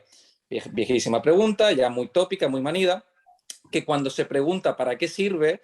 Es ¿qué genera la filosofía? ¿Qué es lo que produce la filosofía? Vale, claro, resulta muy difícil muchas veces explicar qué es esa positividad de la filosofía, esa aportación sustantiva, porque parece que es como has dicho, estar constantemente cuestionando, constantemente volviendo al principio, constantemente redefiniendo los conceptos. Parece que ahí no hay más que un juego escéptico, parece que ahí no hay más que un dar vueltas y no llegar a ninguna parte. Pero claro, cuando uno empieza a ejercitarse ahí y está el tiempo suficiente, a veces bueno, creo que siempre lleva tiempo, pero cuando uno empieza a ejercitarse ahí, empieza a ver que la positividad no está tanto en el resultado final en el que uno dice, ya está, he hecho dormir, sino que está precisamente en el esclarecimiento que uno va teniendo y que curiosamente cuando lo va teniendo es capaz de irlo compartiendo. Claro, pero yo ahora me imaginaba todo el discurso que has dado y me imaginaba a cualquier responsable de una universidad que está interesado en positivizar algo así como el saber filosófico o no seamos tan ambiciosos, la práctica filosófica. claro, de la conferencia, de la charla que has dado, claro, resulta muy difícil y muy frustrante, creo yo, para alguien que está esperando esa positividad de la filosofía. Es decir, muy bien, todo esto está muy bien, creo que entiendo que va por el tema de que es una forma de vida, creo que va por el tema de que implica una transformación en el individuo, pero ¿cómo generamos eso institucionalmente? Entonces ahora viene mi pregunta, Antonio. Antonio, yo creo que tienes respuesta, que más o menos lo has pensado. Has dicho que no tenías respuesta, pero yo he visto unos cuantos vídeos vuestros y yo creo que sí que más o menos lo has pensado. Claro, ¿qué modelo educativo, qué ejercicio que llamaríamos filosófico propondrías tú como modelo a institucionalizar, sea en el que sea, en el nivel universitario del que estemos hablando? Es decir, ¿en qué consistiría la formación filosófica a nivel institucional a tu juicio? ¿Qué modelo aplicarías tú? Porque creo, y ya acabo, creo que evidentemente hay una simpatía por el St. John's College, creo que hay una simpatía muy clara por la conversación y tener como temas de conversaciones, por ejemplo, los grandes libros, la idea de humanidad o las distintas ideas de humanidad que van apareciendo en los grandes libros, pero no como resultados positivos, sino como un ejercicio reflexivo de cuestionamiento, de volver a pensar las mismas cosas. Pero claro, ¿cómo podríamos traducir, por ejemplo, un modelo tan peculiar como ese a, en este caso, por ejemplo, una universidad, el caso de la Universidad Internacional de Valencia, cómo podríamos traducir un modelo análogo, semejante, si es que esa es la respuesta? No sé si la pregunta debe responderla tú, Ramón. Yo podría decir lo siguiente. Mira, si Ramón, que no va a suceder, pero es una hipótesis entre amigos, si Ramón me dice, mira, Antonio, me has convencido y tengo el poder suficiente delegado como para encargarte la fundación de una facultad de filosofía. ¿Puedes hacerlo? El lunes Ramón tendría la facultad de filosofía fundada, con un cuerpo de profesores, un currículum, y podríamos empezar a trabajar el martes. Ya está. Si lo que me preguntas es eso, te digo, claro que lo podemos hacer. No me ofrece la menor dificultad. Sé lo que tengo que hacer. Pero no creo que Ramón pueda hacer esto, ¿no? Pero si Ramón dijera esto, le diría, sí, bueno, hoy es jueves, dame hasta el lunes. Pero por la materialidad de tener que escribir el programa. Pero claro que lo podríamos llevar a cabo, Natalia. Quiero decir, sabemos lo que tenemos que hacer. Mira, Natanael, tú además te acabas de unir a la Torre del Virrey. Hay muchas personas en esta sala que deben de estar hartas de oírme decir que quiero doctores en la Torre del Virrey. ¿De acuerdo? Y que ese trabajo tenemos que hacerlo. No estamos en contra de ninguna titulación, no somos radicales bohemios que bebemos vino en las tabernas del barrio latino. Esta no es nuestra vida. Nosotros no somos izquierdistas ni derechistas, nosotros no somos ideólogos, no. Nosotros trabajamos duro, sabemos lo que tenemos que hacer, nos fajamos con los textos. Tú has hecho una tesis sobre Descartes, no somos cualquier cosa. Ahora bien, como no creo que eso nos vaya a suceder, no creo que vayamos a tener la suerte que tuvo Foucault cuando el gobierno francés le encargó la fundación de la Universidad de Vincennes, y bueno, ya, en fin, se lo encargan a Foucault y pasa lo que pasa, ¿no? Pero si nos encargaran una fundación como esa, sabríamos hacer nuestro trabajo. En esto no, yo creo que lo digo aquí, no tengo la menor duda. Somos competentes para hacer ese trabajo. Ahora, eso no va a suceder. Y tampoco estoy muy seguro de que sea deseable. ¿Que podríamos poner en marcha el St. John's College en la Eliana?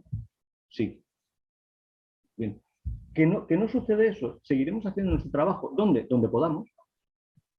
En un aula, en el Centro Cultural de la Eliana, escribiendo un artículo, reseñando un libro, conversando con una persona, pero de una manera extremadamente competente. Sabemos lo que tenemos que hacer.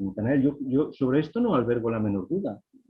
No es una profesión de fe, ¿no? Llevamos muchos años preparándonos, no hemos hecho nuestro trabajo en vano.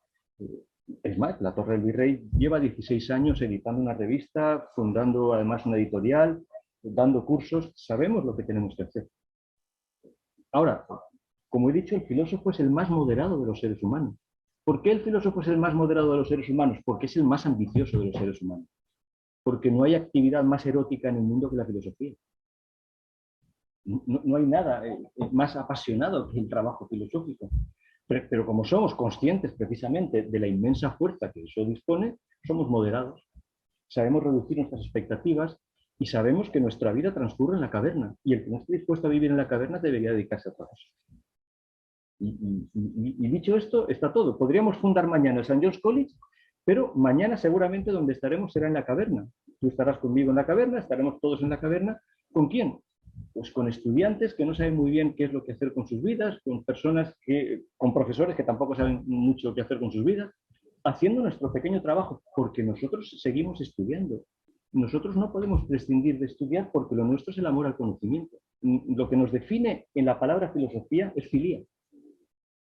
Y es una filía de hondo alcance, es un amor inextinguible. Esto no se acaba más que con la muerte. Y como Sócrates diría, y si después hay algo, que se preparen los muertos, que vamos para allá. Seguiremos haciendo lo mismo allí. Insisto, la palabra clave, la raíz de la filosofía no es Sofía. Porque Sofía es el telos, es hacia donde vamos. La raíz es un tipo de amor, es una actividad erótica, apasionada, tremendamente fuerte. Dicho esto, si Ramón quiere decir que le preparemos el programa, lo hacemos con mucho gusto, pero es una broma que no he permitido en nombre de la amistad. No sé si te he respondido, Natanael. En escorzo, pero entiendo que la respuesta que yo hago es precisamente esa respuesta por escrito por la que necesitarías tomarte unos cuantos días para redactarla. Pero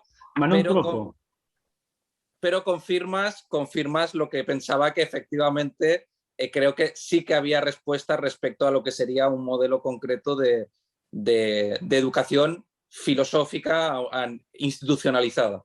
Sin duda, sin duda, Natanael. Ahora, podría darse el caso de que hubiera una asignatura cuyo programa fuera una página en blanco y cuya aula fuera una habitación vacía y cuyo trabajo fuera casi un trabajo de vaciamiento, de kenosis, de decir, no, aquí no vamos a aprender nada esta mañana, pero vamos a desaprender un montón de cosas. Esa radicalidad es propia de la filosofía. Tú has hecho, como he dicho, un trabajo extraordinario sobre Descartes. Recuerda lo que dice Descartes, al menos una vez en la vida hay que cuestionárselo todo. Descartes es el hombre más prudente del siglo XVII, probablemente. Cuando dice al menos una vez en la vida, sabemos que Descartes lo hizo más de una vez en la vida. Y lo que le está proponiendo es algo para más de un día en la vida. Pero sí, sabemos hacer nuestro trabajo. Y naturalmente St. John's College es un modelo, en todos los sentidos de la palabra, ¿no? Y tenemos la suerte de haber conversado con algunas personas y traducido algunos de los libros de los profesores de St. John's College. Es un modelo, y es un modelo del que hemos aprendido muchísimo. No podría exagerar diciendo lo mucho que he aprendido de los profesores de St. John's College, leyendo sus libros o teniendo una relación directa con ellos. Claro. Antonio, ¿puedo hacer una breve comentario y ya está? Y dejo que los demás participen. Antonio, has dicho una cosa antes que me ha parecido acertada pero ambigua, que es la filosofía no es una tradición de textos. Y creo que estoy de acuerdo con el sentido que creo que le das a esa frase, en el sentido de que la filosofía no es un saber acabado que tengamos que estudiar y memorizar y reproducir, considerando como si fuesen piezas de museo de una sublimidad que no podemos ni tocar, ni revisar, ni desmontar si hace falta. No. Evidentemente la filosofía es una actividad, las obras son quizá el resultado de esa actividad, pero eso no es el punto y final. Como mucho es un punto aparte. En ese sentido creo que lo entiendo. Pero claro, ¿dónde veo la ambigüedad? Que creo que al menos en parte, quizá no todos los libros de la tradición filosófica podríamos incluirlos dentro de un canon de estudios filosóficos, pero creo que en cierto modo sí que podemos decir que la filosofía es una tradición textual, en el sentido en que los textos nos dan la excusa o la ocasión de emular, imitar, generar o siquiera discutir. Aquí entro de nuevo en la cuestión del modelo educativo a partir de lectura de grandes libros y conversar y discutir sobre ello. Es decir, que parece que si dijésemos que la filosofía no es una tradición de textos, parece que es como para hacer filosofía no hace falta leer, y resulta que, es que se puede hacer filosofía sin haber leído con cuidado, al menos determinados textos de la tradición. Claro, ahí creo yo que, no sé si estarás de acuerdo conmigo en que la frase de que la filosofía no es una tradición de texto, si el sentido es el que creo que le das, estaría de acuerdo, pero hay que tener cuidado con esa afirmación porque creo que contiene un sentido ambiguo. Pero lo despejamos enseguida. No es una tradición textual, pero estamos obligados a haberlo leído todo. Uno de mis libros favoritos es la enciclopedia de los textos de la filosofía que preparó Franco Volpi, un trabajo meritorio. Creo que se tradujo al castellano. Lo que hizo fue hacer el catálogo de todos los libros de filosofía que existían. Y es una obra maravillosa. Sí, ¿Qué es lo que está diciendo Franco Volpi ahí? Bueno, que vamos a ver. Voy a poner el ejemplo, que es un ejemplo de Ortega.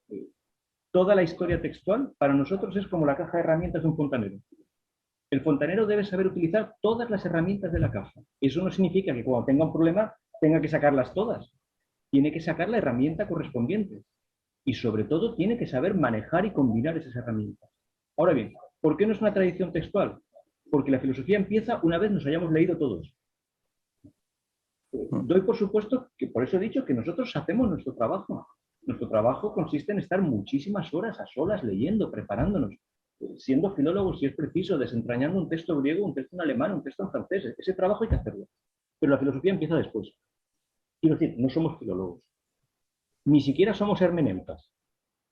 Nuestro trabajo empieza después. Somos hermeneutas y filólogos, pero por necesidad.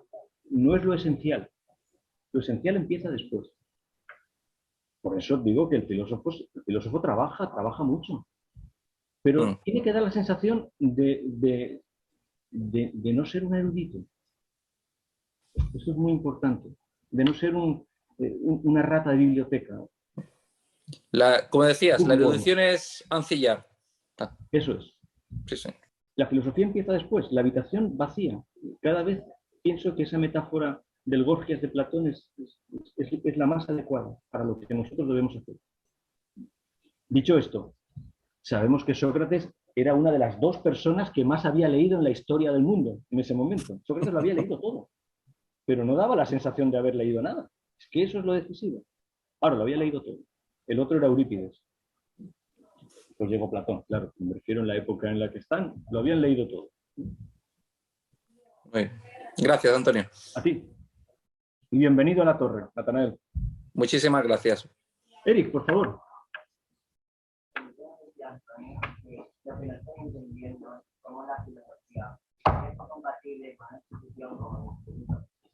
Sí, porque es que así se queda grabado, Eric.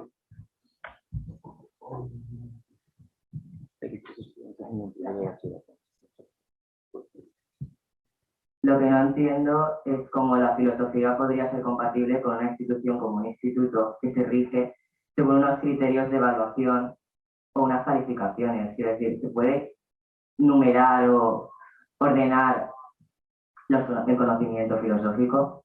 Sí. ¿Cómo? De la manera más moderada posible. Claro que se puede. Quiero decir, esas calificaciones... Vamos a ver. Hay una buena parte del trabajo que es el trabajo que nos corresponde hacer porque estamos en la caverna y la caverna tiene sus reglas. Y nosotros no deseamos cambiar las reglas de la caverna. Lo que nosotros deseamos es sacar a la gente de la caverna. Pero las reglas de la caverna son las reglas de la caverna. ¿Y cómo hay que cumplirlas? Irónicamente, oblicuamente, indirectamente, haciendo con la mano izquierda algo distinto a lo que hacemos con la mano derecha, pero es que ese trabajo es el trabajo socrático, ¿no? ¿Cuántas veces leyendo un diálogo de Platón nos damos cuenta de que Sócrates está diciendo lo contrario de lo que está diciendo?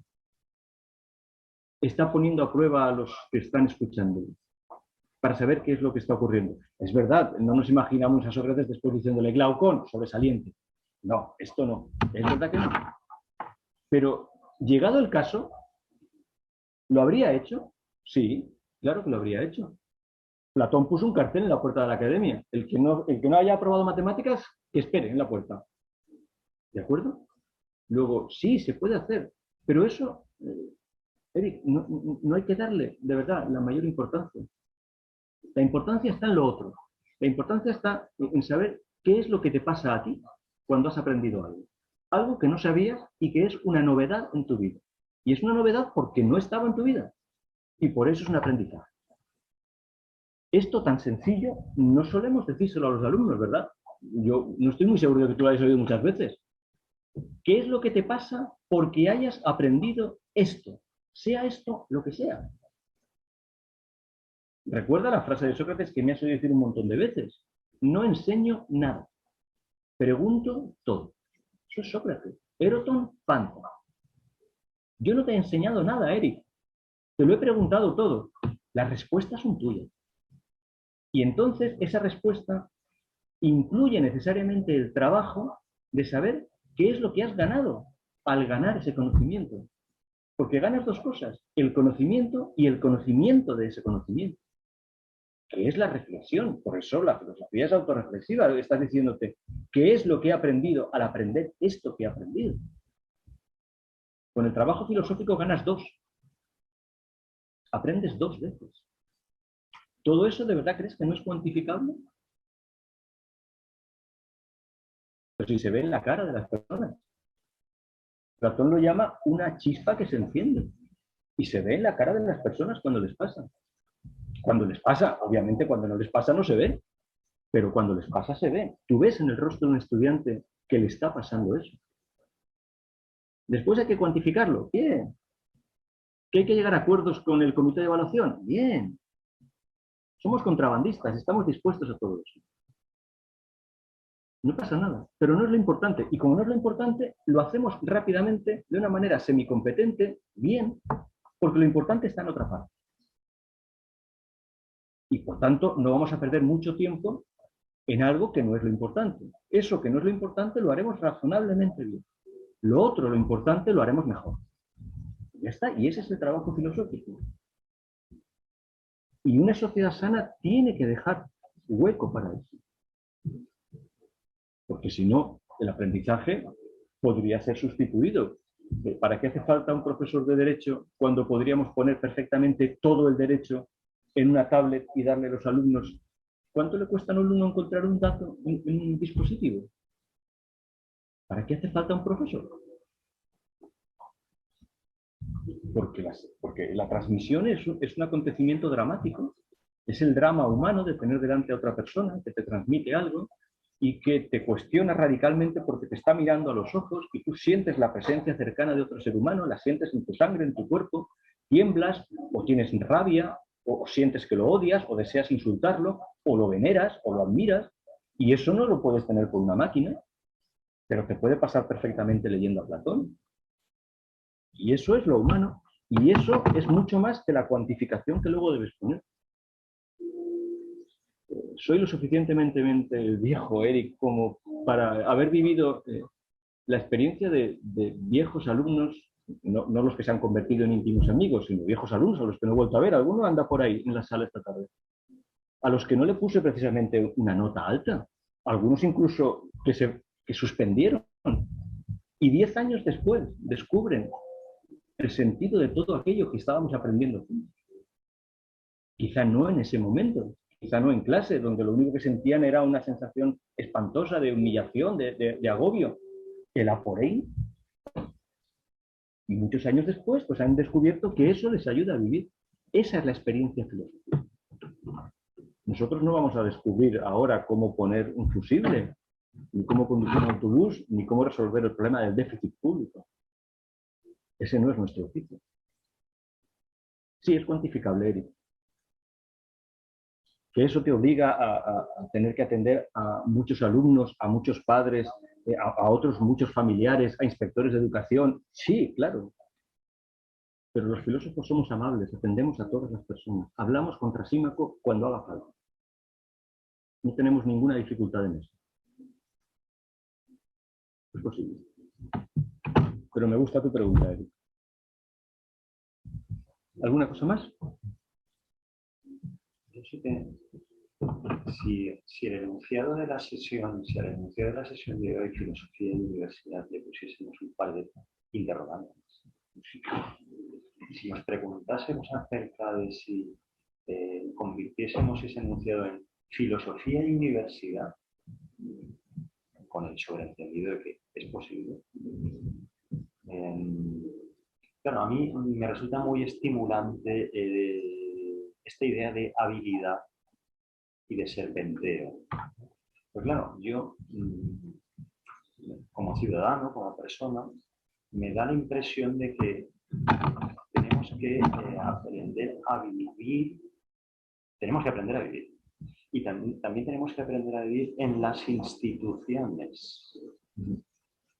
Las instituciones tienen su propia dinámica, las instituciones tienen una componente violenta inexcusa. Es decir, las instituciones disciplinan y por lo tanto violentan. Pero claro, si uno es capaz de desarrollar, me parece, una actitud y una inteligencia, una habilidad, un serpente. A mí me recuerda esto a Michel de Certeau, Claro.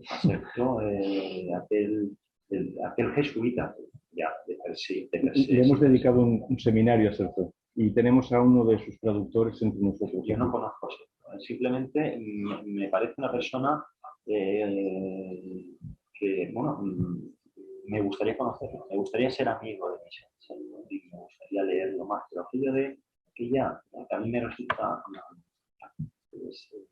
el estímulo que a mí me provoca ser todo aquello de la reserva mental. Es un señor que reivindica la importancia para sobrevivir, a veces, en determinados entornos, de hacer un ejercicio de reserva mental.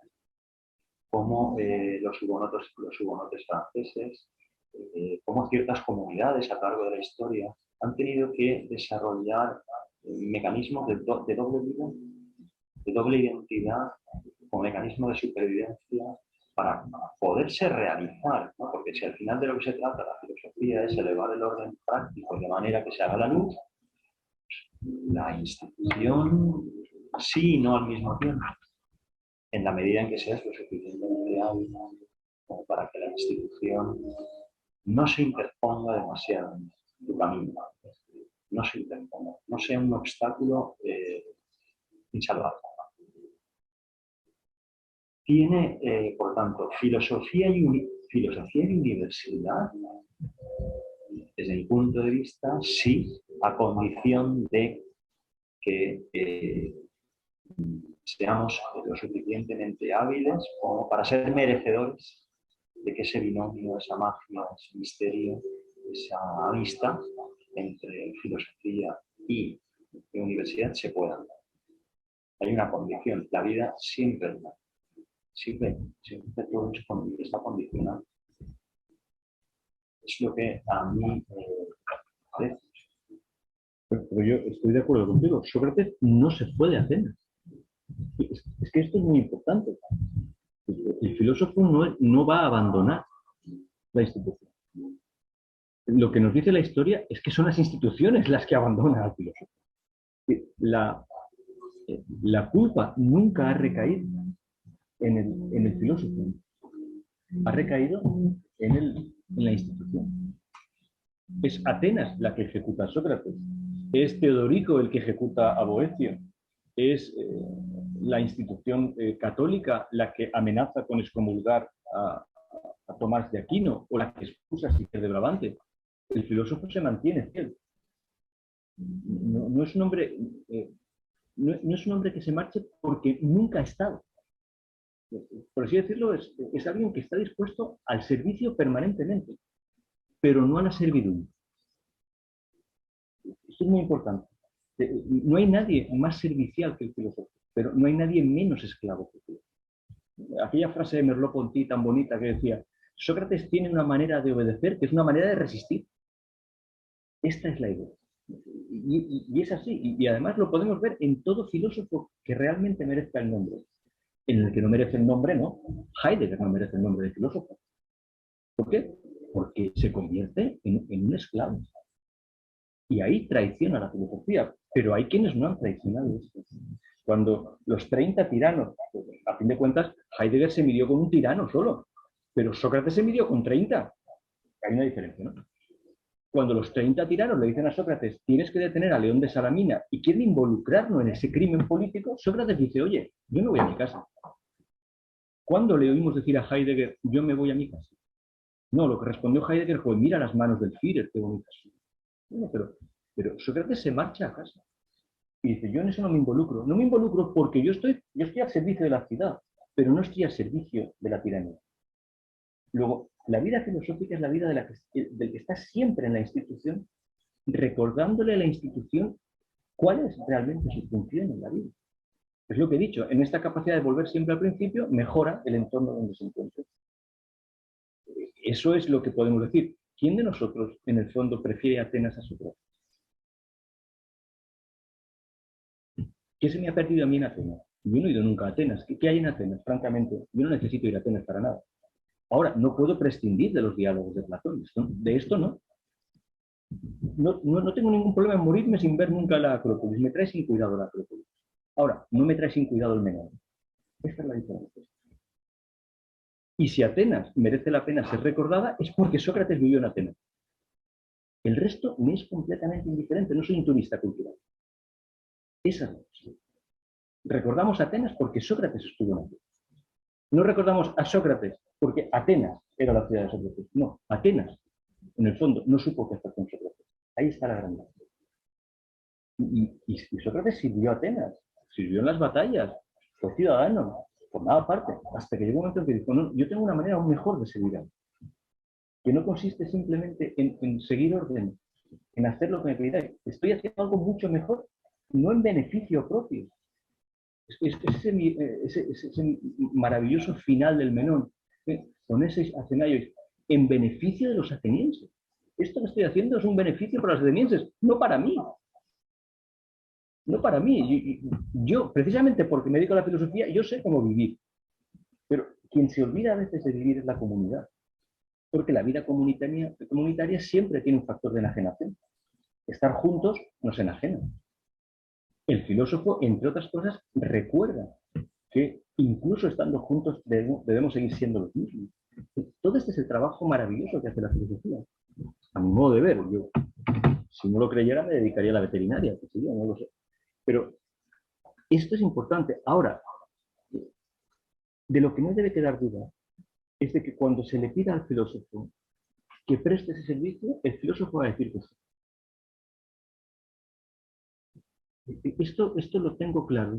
No he visto todavía en la historia de la filosofía un filósofo al que se le haya pedido un servicio que haya dicho yo no quiero saber nada. Eso no lo he visto. El filósofo dirá, yo el primero. ¿Qué hay que hacer? Pero no soy un esclavo. Esto es muy importante. En cuenta, el primer documento sobre la posibilidad de la libertad lo tenemos en un diálogo platónico, cuando las almas deciden su destino. Eso también es una enseñanza filosófica. Así que yo creo que donde esté, en un instituto, en una fábrica, Eric, donde quiera que el filósofo esté, va a prestar ese servicio. Y no desea alterar esa institución. Trabaja al servicio de la mejora de esa vida social. De esto no me cabe la menor duda. Y que sabe hacerlo también. Ahora, lo que la historia nos dice es que las instituciones no siempre están a la altura de esos estudios. Y que precisamente cuando han mejorado, esto es un ejemplo de ello. ¿Qué ocurre? ¿Cómo consigue Hutchins elevar la vida filosófica en Chicago? Elevar la vida filosófica finalmente en los Estados Unidos, hasta donde haya podido hacerlo. Pues tampoco estamos pensando que... Bueno, simplemente introduciendo esto. De la manera más sensata que pudo hacerlo Hutchins, yo creo que introducir el programa de grandes libros ya es una gran cosa. Porque efectivamente exigía no que se convirtieran en filólogos de los grandes libros, sino que se convirtieran en personas capaces de conversar con Tolstoy, capaces de conversar con Melville, capaces de conversar con Bacon. Esto no es poco. El filósofo va a estar ahí. La pregunta recae siempre del lado de la institución. Para mí esto es claro. La institución está a la altura de ese servicio que el filósofo le puede prestar. Vamos a verlo. Obviamente no me cabe la menor duda de que nosotros estamos en la mejor situación posible. No creo que haya en estos momentos otro lugar en el planeta como la Unión Europea para que esto suscite una buena situación. sin duda el trabajo filosófico es más viable y por tanto tendrá más beneficios humanos aquí que en la Rusia de Putin. De eso estoy convencido. Pero no digo ni siquiera que con eso sea fácil. Todas las situaciones históricas están marcadas por la existencia de la cadena. Y eso no es verdad. ¿Alguna pregunta más? ¿Alguna duda u objeción a lo que hemos planteado aquí? Adolfo, por favor.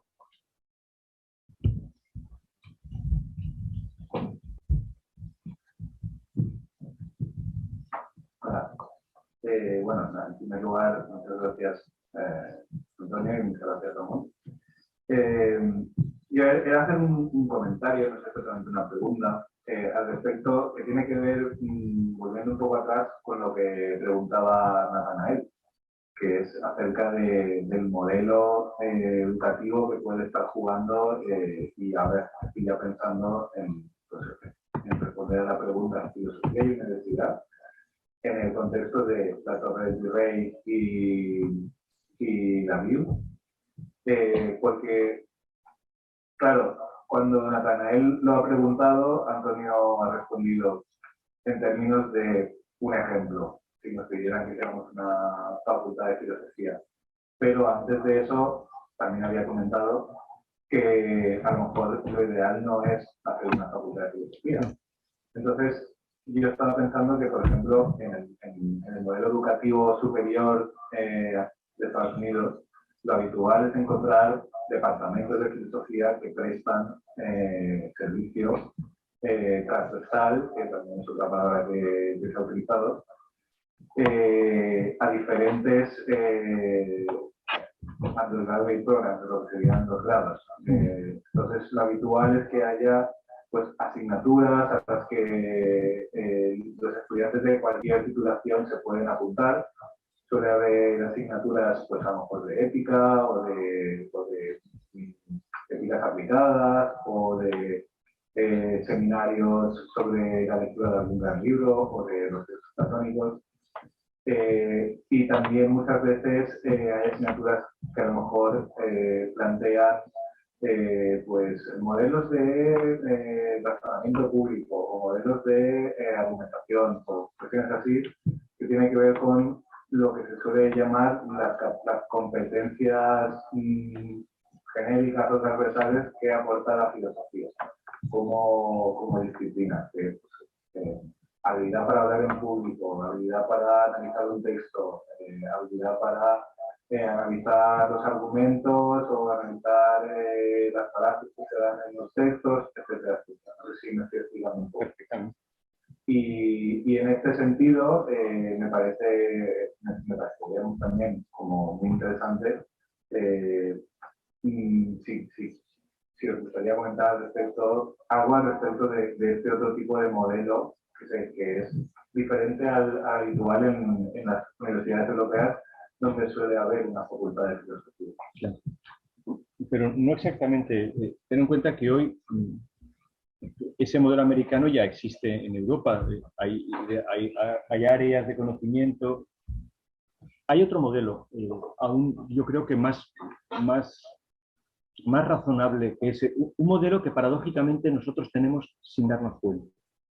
Es el modelo de los college americanos, que no son universidades, y a donde acuden los estudiantes antes de iniciar su vida, digamos, estrictamente universitaria. El St. John's College cumple esa función.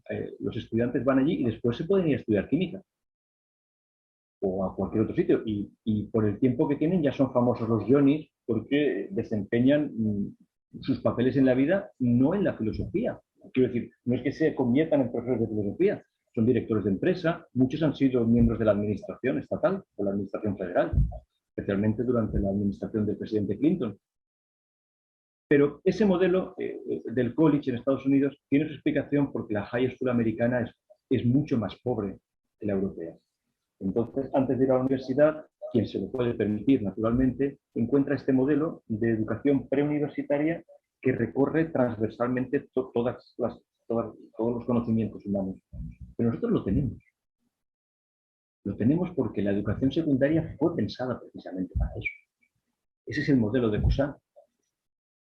Otra cosa es lo que hemos hecho con la enseñanza secundaria, ¿de acuerdo? Pero sigue habiendo una zona que a mi modo de ver existe, casi deberíamos parar la grabación, no se vayan a enterar, que es una zona franca, es como una tierra de nadie, se llama el bachillerato.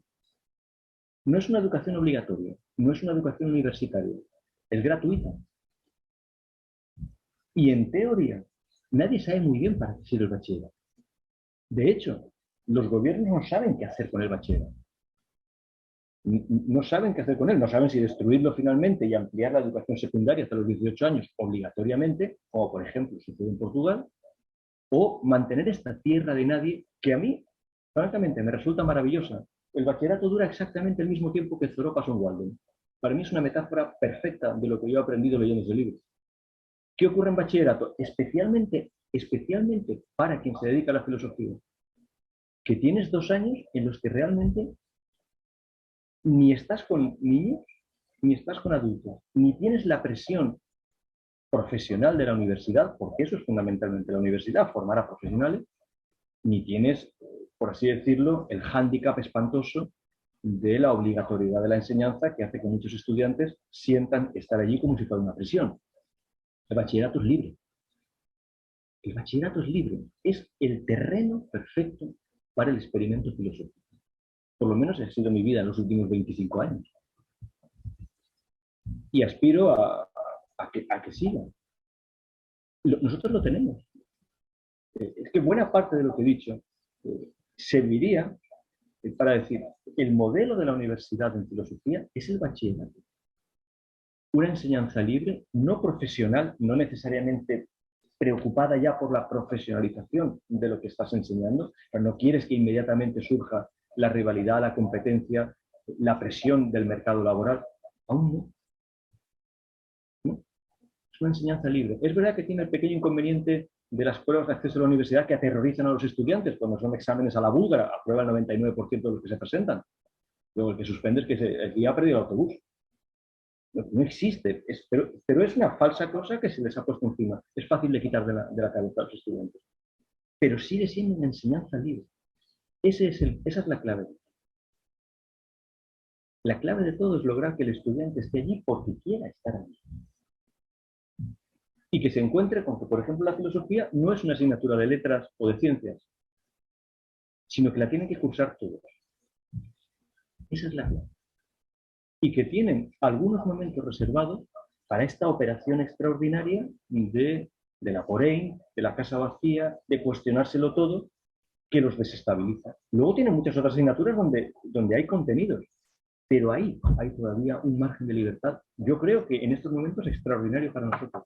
Creo que los profesores todavía no se han dado cuenta de lo que significa realmente el bachillerato.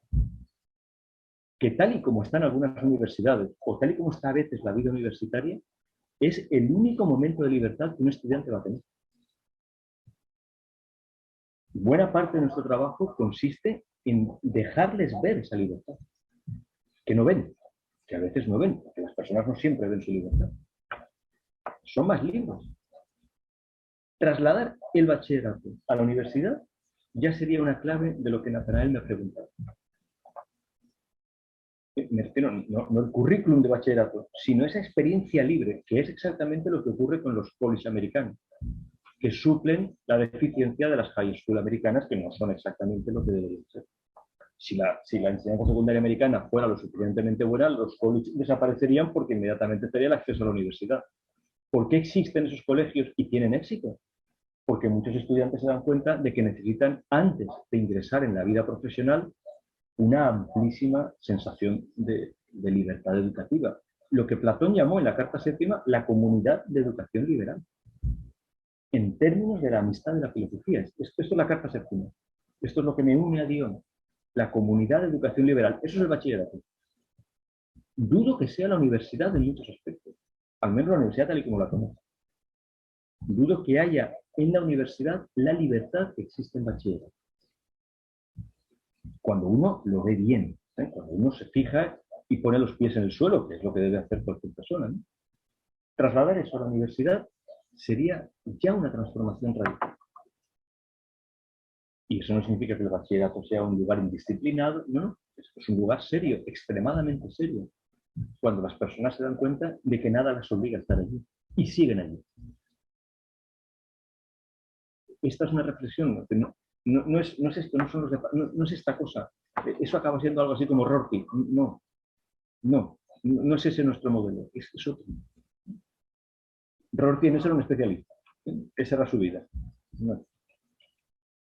Una intervención. Y un minuto, ¿no? Y sí, tenemos que ir. ¿Quién es? Soy Natanael, pero para cerrar lo que tú has abierto. Natanael, sí.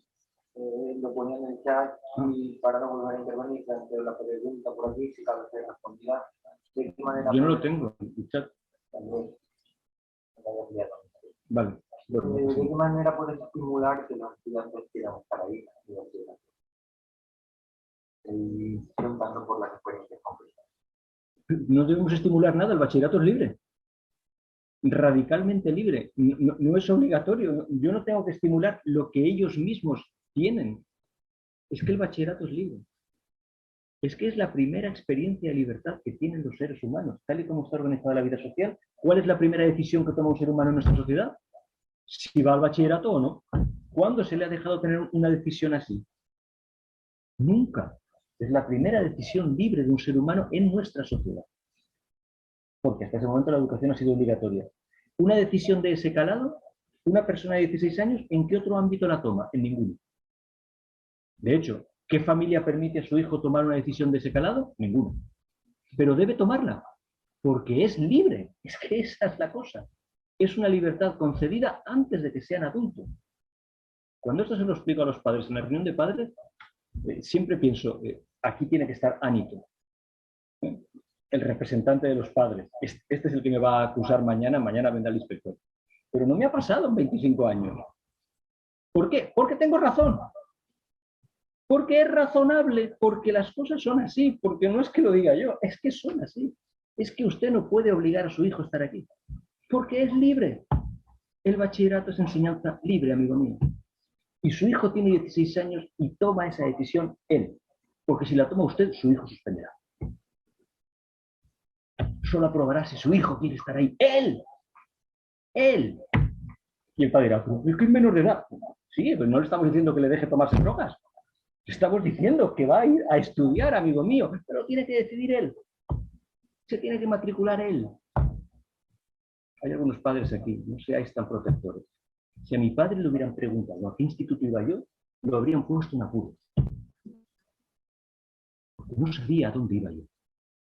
Había una confianza plena en que yo iba a estudiar. Y yo iba a estudiar, obviamente. Los filósofos hacen su trabajo. Pero no puede ser que venga un papá a matricular a su hijo en bachillerato. Señora, señor, es libre. Se acabó la educación obligatoria. Ya está. Eso ha trasladado hacia adelante. El bachillerato es una idea filosófica. Víctor Cusano. De ahí, la siguiente institución es la universidad también. Lo que no puede ser es que la universidad de repente se convierta en una especie de rebote de eso que ya tenía un impulso. En muchos aspectos, la universidad hace un efecto de rebote. El estudiante se siente otra vez en la educación obligatoria. Y se le olvida esa experiencia de libertad que tiene. No podemos abusar ya de... Muchísimas gracias a todos. Ha sido un placer verdaderamente estar con vosotros.